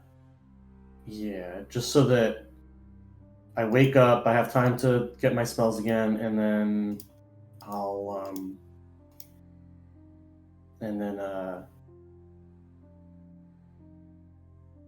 be able to do the seeming again. You know what I mean? Sure. Landry and Madolfir, are either of you resting? There's no mechanical reason other than eventual exhaustion. I'll rest after Max has had his chance to rest. Okay. Yeah, I mean, I would do it just to take cycles and protect the others who are resting. Okay. Don't you have? You're like a half elf, right? Or are you full elf? It's full elf. So your rest isn't really even rest, is it? I forget how it works. Yeah. Sorry, go ahead. No, you can describe it. It's like you don't have to rest as much as others. I forget if that's even a feature in 3.5. Yeah, I think it is. Hold on. Double check while they erase it. I know that elves have like immunity to magical sleep effects, but I don't know. Please hold. Anyway, that's fine. Never mind. From what I recall, I thought it was shorter rest was required Yeah. to get a full Okay. recharge.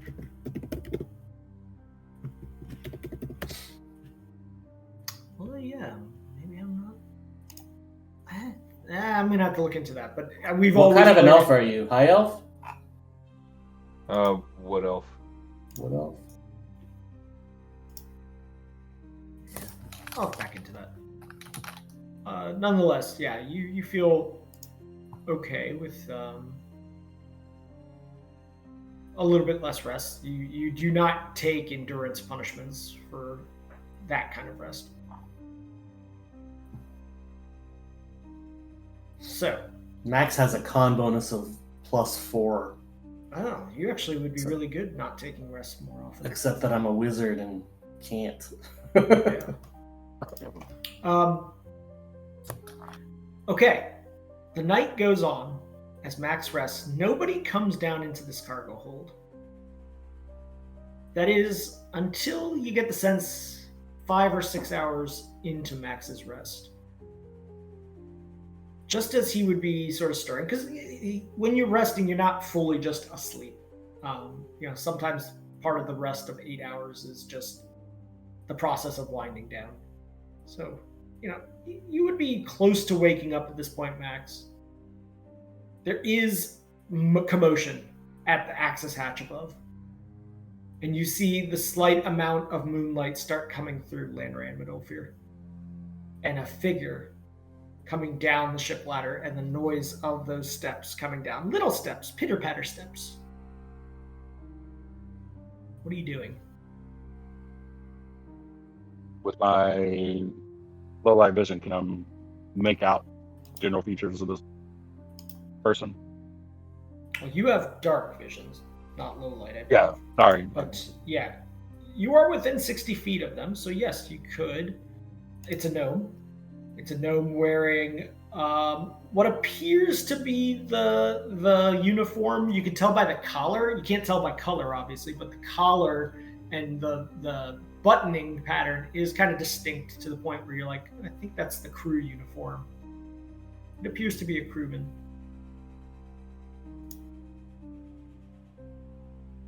Stay still. Okay. Yeah, I would stay still as well and just kind of be on high alert. This is purely meta talk, but Go on. What'd you say? nothing. Yeah, your mic cut out.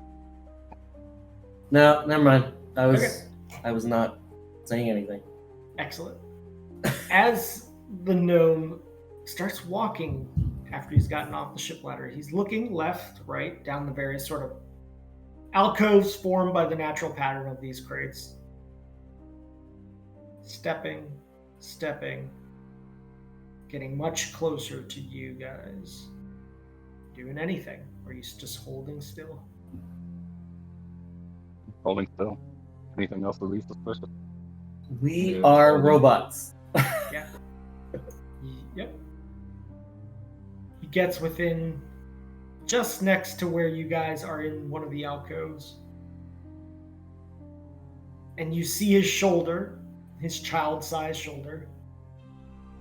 And just as he's kind of like leaning over, looking, just starting to look in your direction, his focus draws to the left. And he starts moving towards the metal box. The same box that had the lock on it. Yeah. What? As you guys watch, he approaches. The one with the aura, right? Yeah. Okay.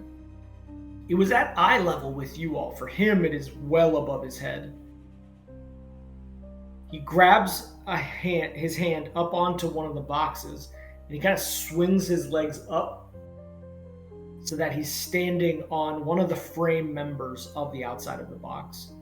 So that now, as he's on this little lip, he's eye to eye with the metal box. And he takes the lock, and he like kind of looks at it for a moment, thumbs it, then he hops down, looks over his shoulder, looks around, heads back to the ship ladder, and back up. So you're just checking the integrity of the lock? Yeah. Could have been a problem if you guys had opened it. No further sounds, and eventually, Max, you feel well rested enough to get up. Not much longer. A little bit of noise must have jostled you somewhat in your sleep. I want to make just mental note of like hair and distinguishing marks or anything on this. Wispy little goat. Yeah, like one of those like Fu Manchu style facial hairs and eyebrows. His eyebrows were like Peter Gallagher, thick, bushy eyebrows. They look like if a much larger person, their eyebrows were transported onto a gnome's face. So like this, the bushiness is like absurd that it doesn't even make sense for the size of his childlike head.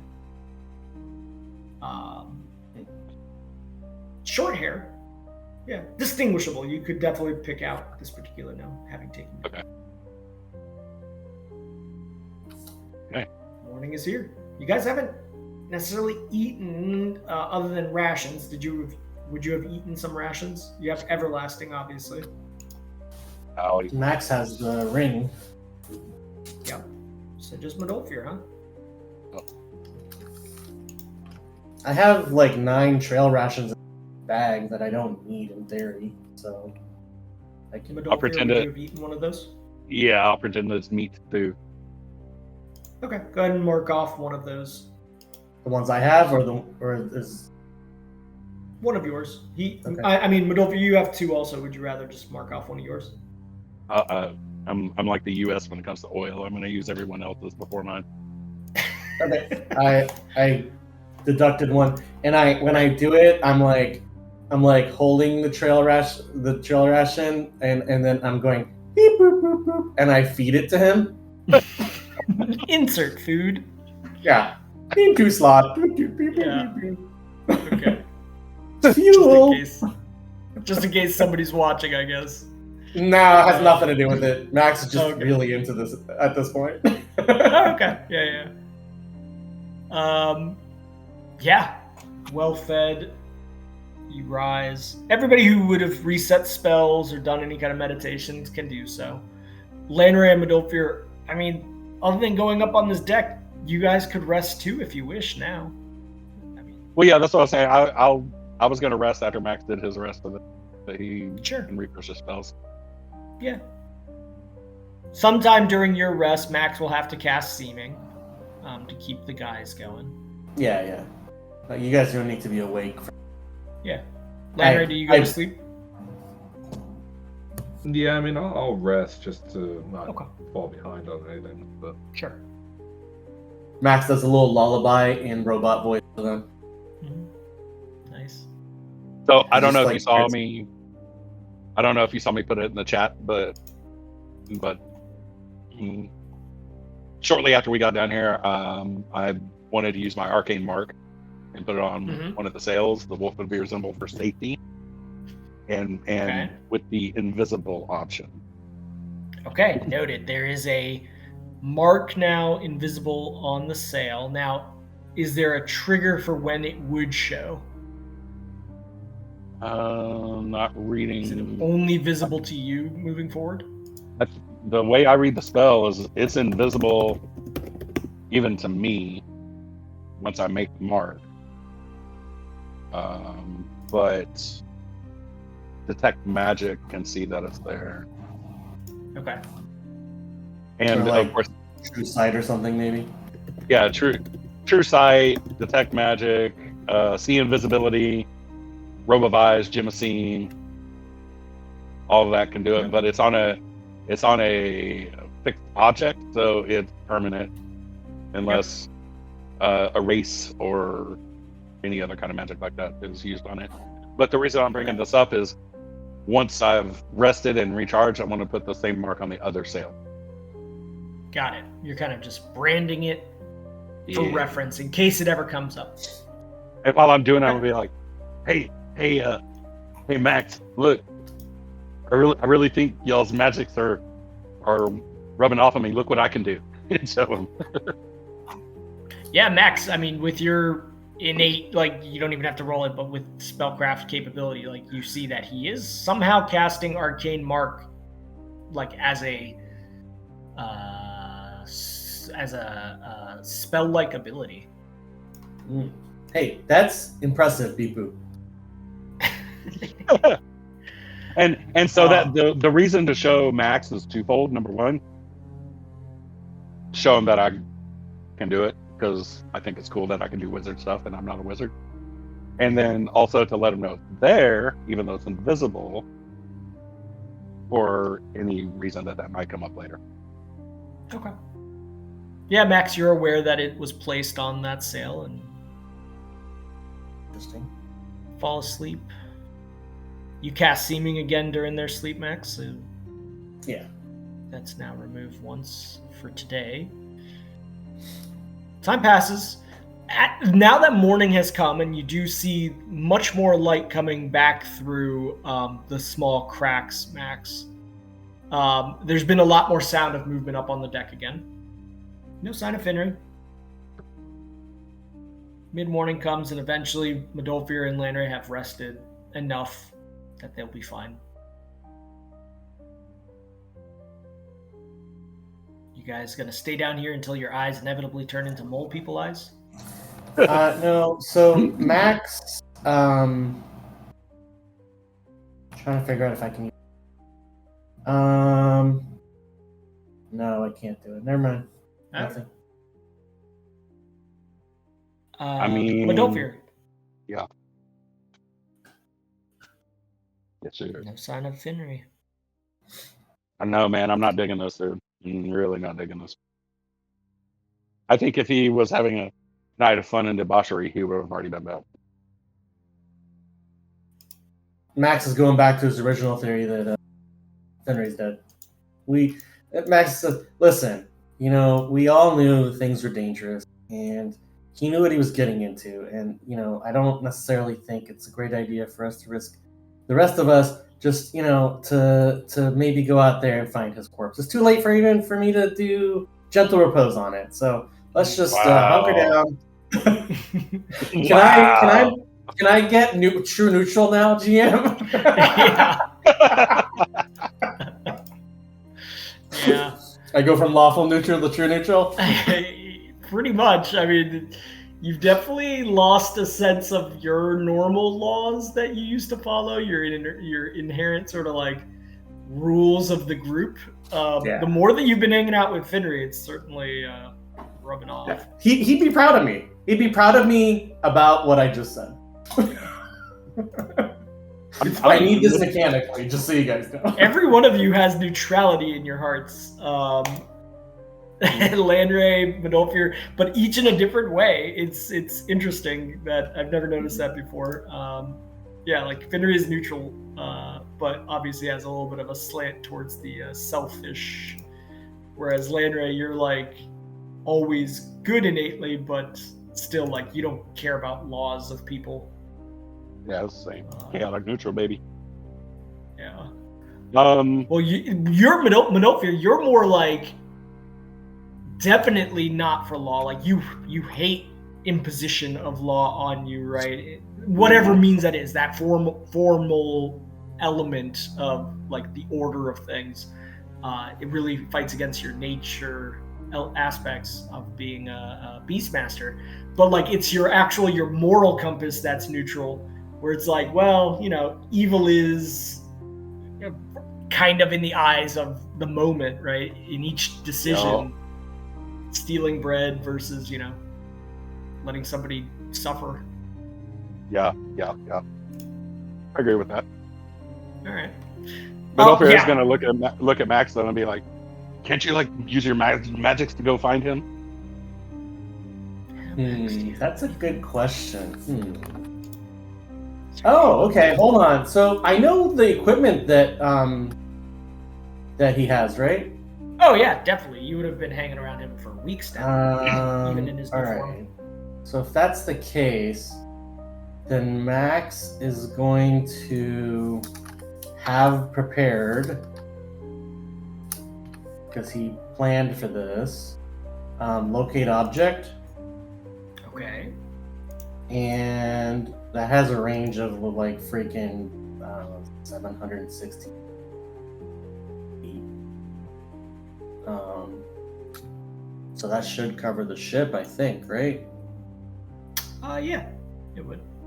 So I'm looking for one of the things that, if he has I don't know, some sort of a, with the idea that he might be in bed.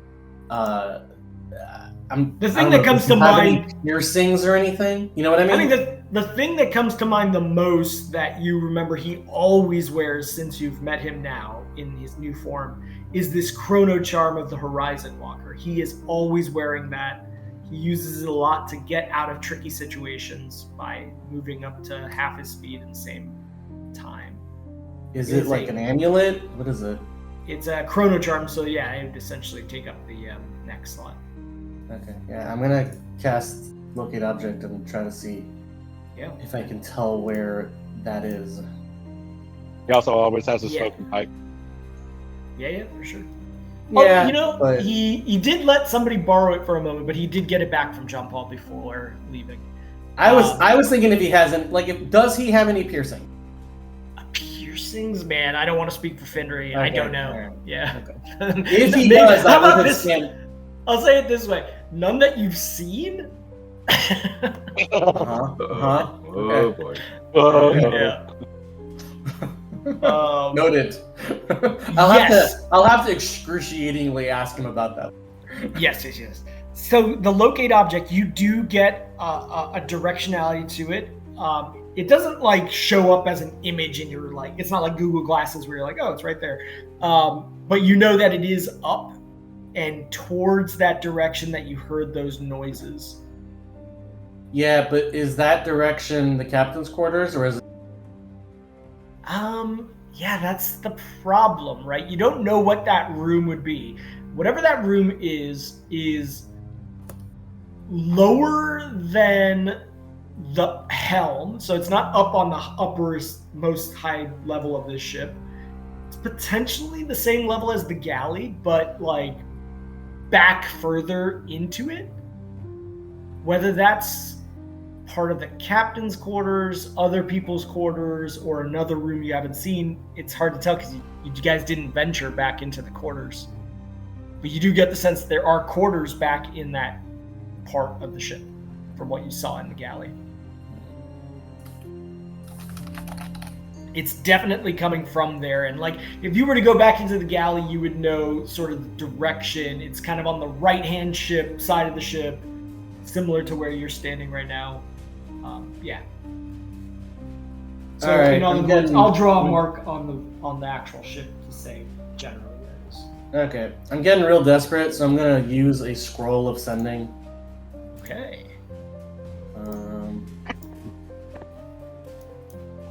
That works as long as he's still on this plane. Mm-hmm. So I get the sense that it's kind of back here is where I marked it. Okay. I say 25 words, right? Yeah. It's actually a little bit further back while you're thinking through that. It's here. Okay. What are you saying?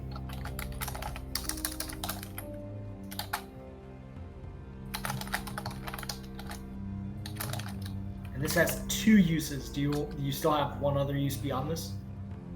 Well, I don't know, I think, is it just a parchment that has 2 of the spells written on it?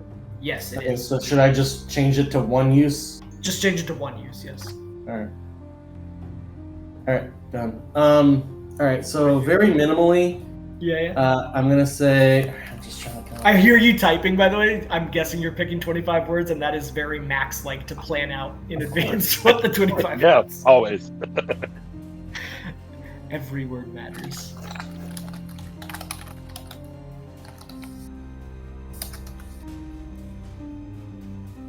I need to look something up while you're doing that anyways. Give me a second while you're thinking that through, because I need to know response-wise what's viable.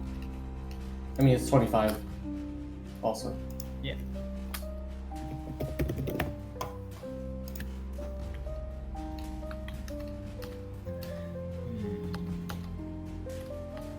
I'm not gonna use all of it. The remainder is going to be... Like, it's going to be... Okay, so Max says that he casts it and he says, "'Tis Max. You alive? You safe? We are in the cargo hold. Should we come find you? Beep boop ba bop beep beep boop beep boop beep beep boop bop. 01001." Okay. Noted. Okay. And you actually have to, like, whisper that, right? It's not thought.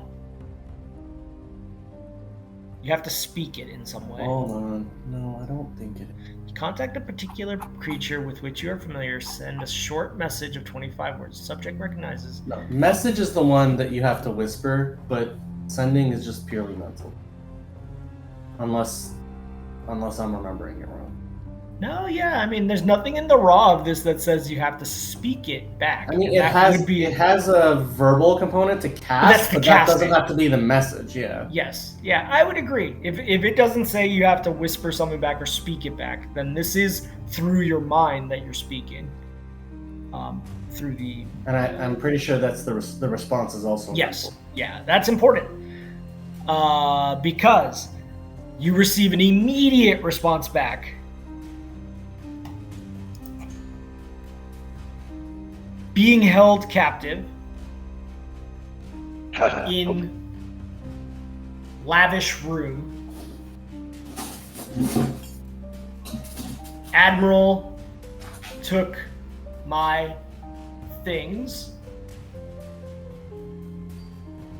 and put them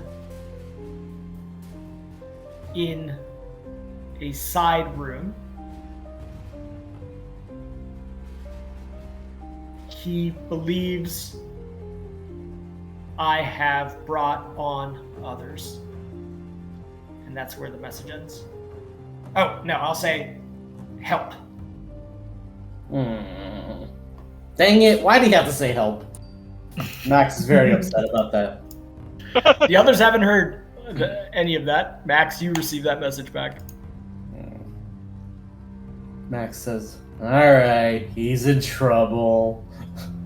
He's in the lavish room, being held captive. The captain took all his stuff, which is probably why he couldn't get out of it. The captain thinks he brought people on board. Jeez."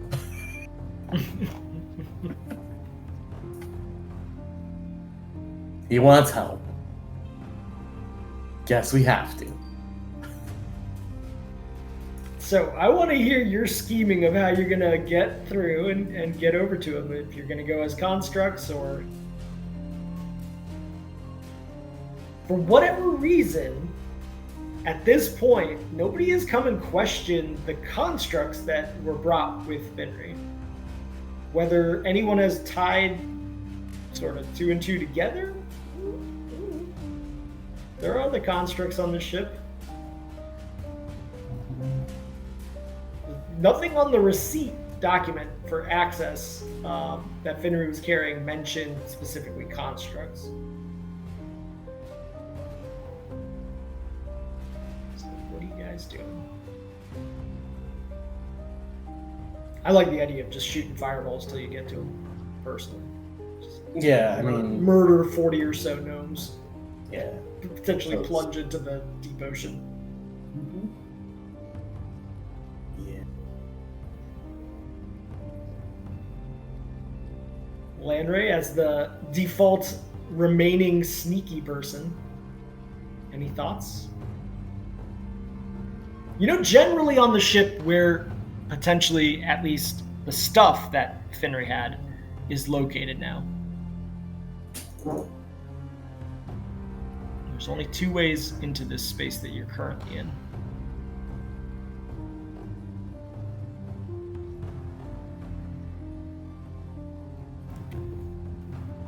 When I cast locate object, it's also supposed to give me distance, right? Oh, Landry just stepped away. That was bad timing. When you do locate object, yeah, that's why I gave it the location. You guys right now, you believe you're right about here at the edge. When you did it at the edge wall and when you were listening, you were kind of here. Okay? So theoretically, if you were hearing sounds of Finray or the Admiral, that room would be sort of like here. However, the locate object has shown it to be much further back. So hold on, this box is what room? You believe that box is that room that you heard the muffled sounds when you used the urn previously. But the object is back here. Mm-hmm. Yeah. Okay. So when he said they took all of his stuff, this is why I wanted to do a period. I've never seen Finray naked. Yeah. Come on. That's unbelievable. I mean, you saw his prior form when you guys jumped into the pool to go to, I think, Mechanus from the Outer Plains. Boo. Yeah. Alright, so in my head, I think this is the brig, this is the plush room. Yeah. And this is like where the captain is, like they put all his stuff somewhere. Mm-hmm. Do I remember? Is this room directly above the cargo, or is there another floor between the two? Yeah, you get the sense that it's kind of like diagonal, because when you go into the galley, you start up high at the deck level, and then there's like a half set of stairs that get you down. So it's kind of like a weird, like maybe on the side of the ship, slightly above you, but not the same level.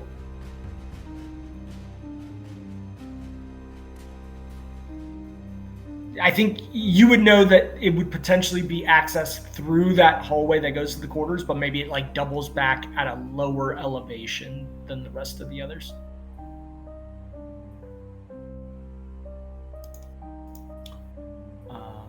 Lanray, what I had asked is, since you're the default sneaky person left in the group and Finray is being held captive, or do you have any intent of sneaking around in any way?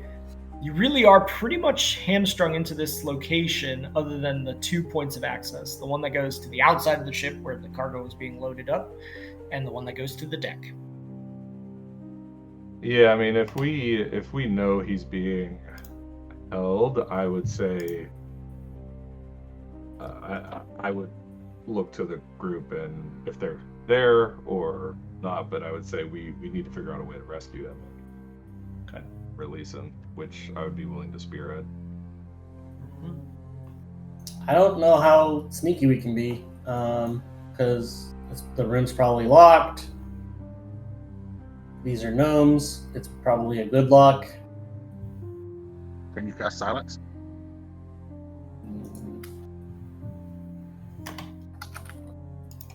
Nope. It's not a spell I know. I do have a scroll of silence, but How would you guys use silence to help? yeah, I wouldn't really I'd have to. I mean, we could cast silence like on the door and then bash it in, right? Like Cast it on like my boots, and then it moves with it, right? Yeah, but then if you're near me, I can't cast spells. 10-foot step away, man. Huh? Yeah. Just step outside of the sphere. I mean, for purposes of us moving around the ship, at the very least. I mean, we'll still be visible, but we can. It's like morning at this point, so you're very visible anywhere you would leave this space. I say we just go kill everybody. Oh wow! Taking another strike towards a different. Really trying to go all in, huh? I mean, they have taken your party member captive, whether it's Yeah. the crew that did that or just one person in the admiral. Like, that's not a nice thing to do. Look, Hey, look. These guys are all racist. Okay, I mean, we know this. Yeah. So listen, I can go out on the deck, right? And just be like, repeat his name over and over again. But Yeah. more to draw attention to myself and draw things out, right? While y'all kind of flank back. And then How would the others flank back? Through the other door, you mean? flank back, just stay out of sight Oh, I see. until I got all the attention drawn on me, and I can just go around like a short-circuiting robot. And then Okay. once we see, I don't know, some kind of window for y'all to sneak past, y'all can do what you do to get inside, and then and then I don't know. It's going to be tricky to keep the captive attention of 40 plus people while two others pass by on the deck. I'm going to let you know just mechanically, man, that's tricky. You might be able to draw everybody to a particular spot, but most likely in order for success, Max and Landray would have to not be in that spot. They would have to have another means. No,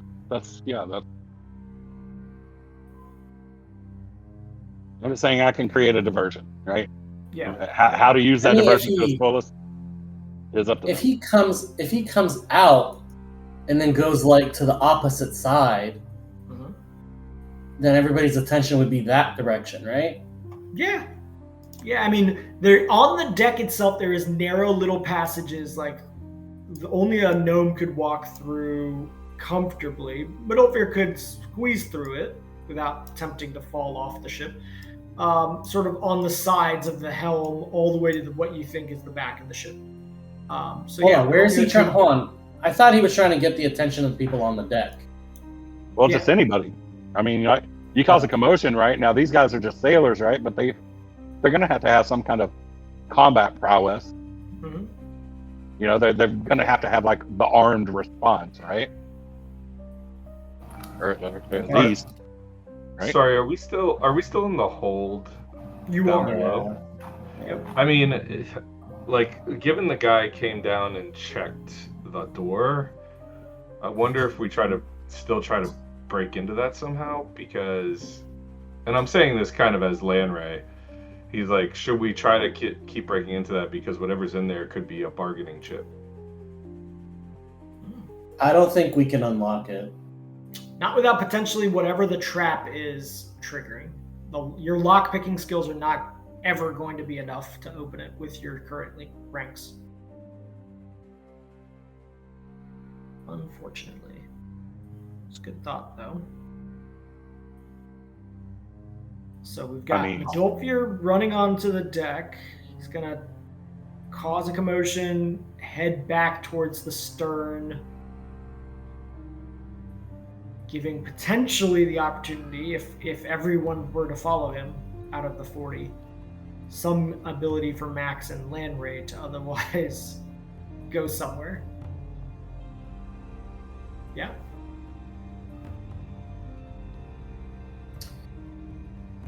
Whatever the plan is before we head out, Max says, listen, don't just rush out. Like when we're ready to go, tell me so I can pass a message on all.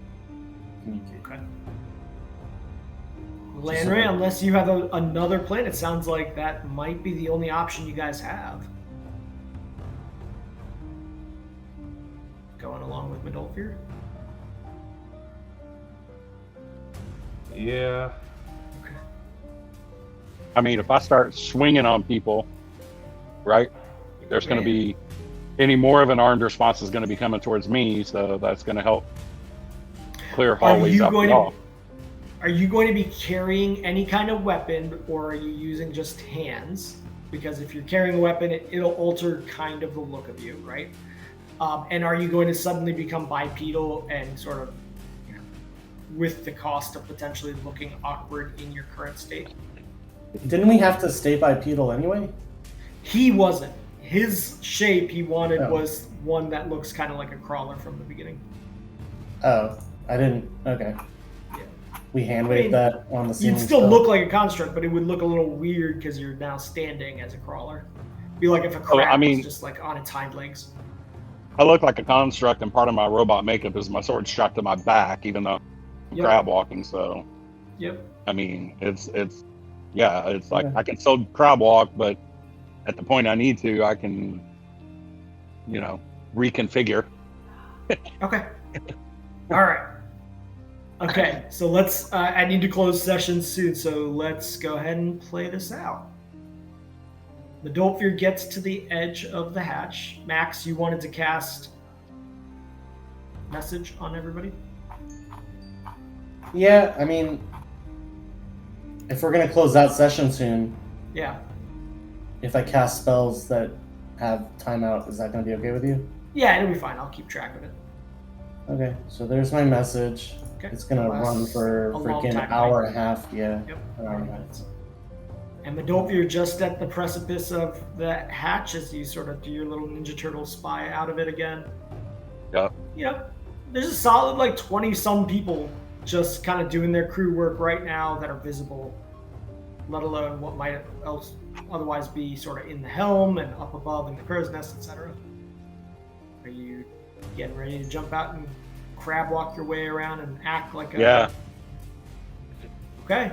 I'm You basically do so. gonna crab walk like to here and then over to here, and the whole time. Before he goes out, can I also cast Spider Climb on him? Yeah, you Since can he's crab walking.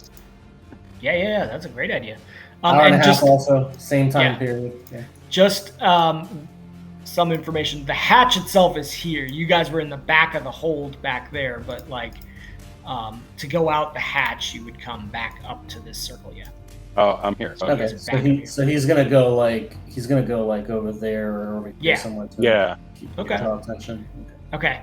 The thing I need you to do is give me a bluff. And this is because you're still trying to pretend that you're like a disorderly like construct that's somehow malfunctioning, right? Is that the idea? Well, not necessarily malfunctioning, but yeah, I'm gonna be saying in a loud voice, just repeating Fenry's name, like Fenry. Okay. Yeah. As you come up, so go ahead and give me the bluff check. And the DC is gonna be kind of... Okay, so I'm adding +6 to that roll. Okay, well that's an 11. As you come up and you start doing that, some of the gnomes start like looking over towards you and a little bit confused as you like crab walk your way across the deck saying Finry, unsure what that means. Some of them approach you, getting closer. Are you doing anything erratic, or are you just continuing to just say Finry as you move around the deck? I'm just gonna keep moving for now. Yep. Just moving straight, or in the path that I kind of drew on the map there, and just. I'm gonna roll something real quick. And Max and Landry, are you staying still until there's bigger draw to him? Yeah, I think I'll kind of watch to see when it feels like there's a aggregation of the majority of them. Yeah. So like 4 or 5 start approaching you, Medolfir, and you're a rather large construct, so they're kind of like a little bit cautious because this is unusual. One of them comes up and is going to try to touch you to like see, like there's a spot on you that looks almost like a little bit of like a disengage kind of thing that can be pulled from the seeming. He's going to reach out and try to touch. So let me see. When he does that, I'm gonna shrink away from that and be like, not Fenry. Okay. So a few of them are actually going to do this. So I'm rolling multiple d20 at once. Oh, let me see. Okay. As they each come up to you and they're like touching you, none of them get the sense that, or start acting like you are not a construct. They're still trying to figure out like why you are moving without them. Like they're trying to like say words to you and get you to stop. You're not responding. You're just saying Finry, Finry, Finry. A group of 6 now is surrounding you. Max and Lanray, you note that there were like 25, 30 total in the general vicinity of the deck. Are you still holding for more to gather around him?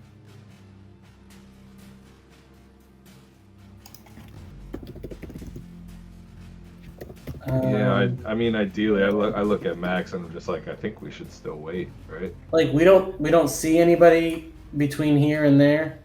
There are still some people. I mean, out of the total 36 being over by him now, some of them are like calling out to each other in Gnomish. Seems like more might be going over towards him shortly, confused by the situation. Is this area raised here? Like, is this? Hold on, let me draw.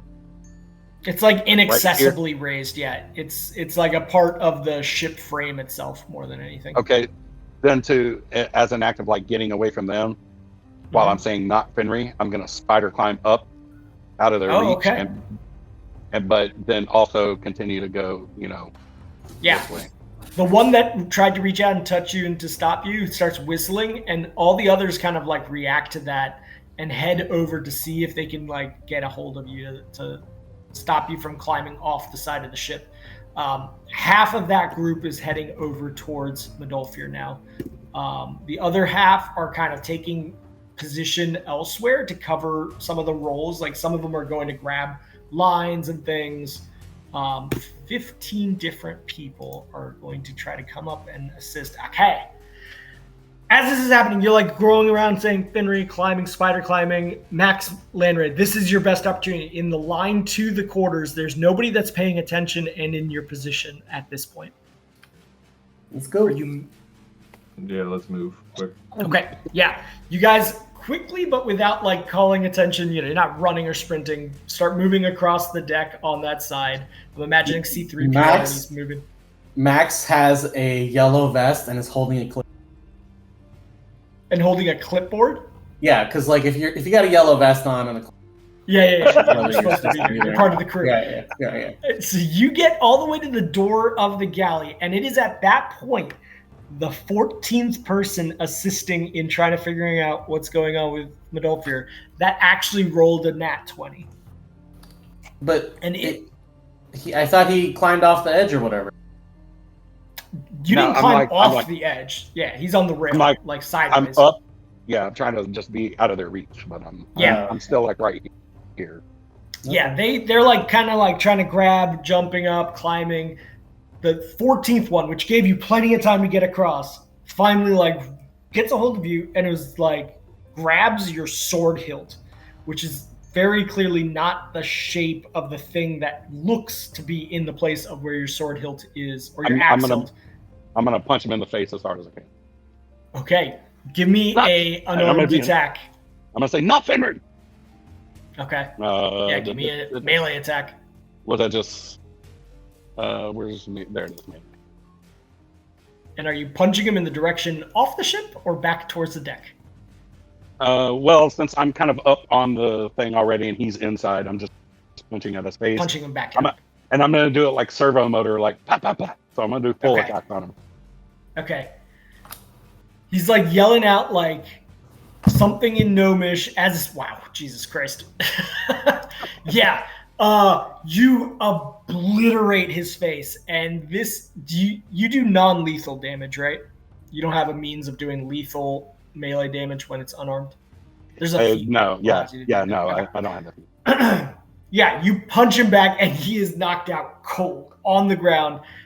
It's like not even fair. Like when you punched him, like he's child-sized. The others like jump back instinctively, and then a few of them grab at the sides of their bodies where their weapons are. We are going to go ahead. Yeah. I.e. draw Bengrafil. Okay. And at this point, as you draw Bengrafil, you still look like a construct with like a weird new appendage. And Max and Landry, are you going through the door and leaving Medolfir to deal with this? Or are you now joining in whatever this is? No. Oh. The whole Okay, plan was to go, get go. Finray. Yeah, we have going to through, yeah. we have to Awesome. increase the action economy by love getting it. Finray into the fight. Hell yeah. Yes. Hell yeah. All right, we will stop it there, and we will see what happens. Medolfir and his child punching and fighting off 30 people potentially, and you guys making your way back to whatever room that is that Finry is being held in. We'll So the figure one that saw through his disguise so he hasn't had a chance to warn anybody because he got punched immediately after. It's tricky because you guys don't speak Gnomish, but something happened where the guy like reached out and was like yelling something, and then Medolfir. No, but that's an attack of opportunity though. Like it's got to be immediately, right? Yeah. So I would say essentially like Medolfir's punchback is simultaneous with him blurting something, which at a minimum got the others going like, "What?" And now Medolfir has a weapon out, so it'll be interesting. None of the rest of them aren't in a disbelief state because that's only the person who just got knocked out. But they're like, he was trying to warn us about something, and then he got punched by this thing. Either way, he just got punched by Medolfir as a construct, so it could still result in the same kind of actions. All right, good session, guys. We'll see if you guys can get to Finry and if Medolfir can hold off the little folk long enough. It's going to be some little folk flinging on the deck of this ship, I think. Oh, they're going flying, bro. All right. All right, guys. Have a good rest of your Sunday. All right. All right, see you guys. All right, buddy. Later.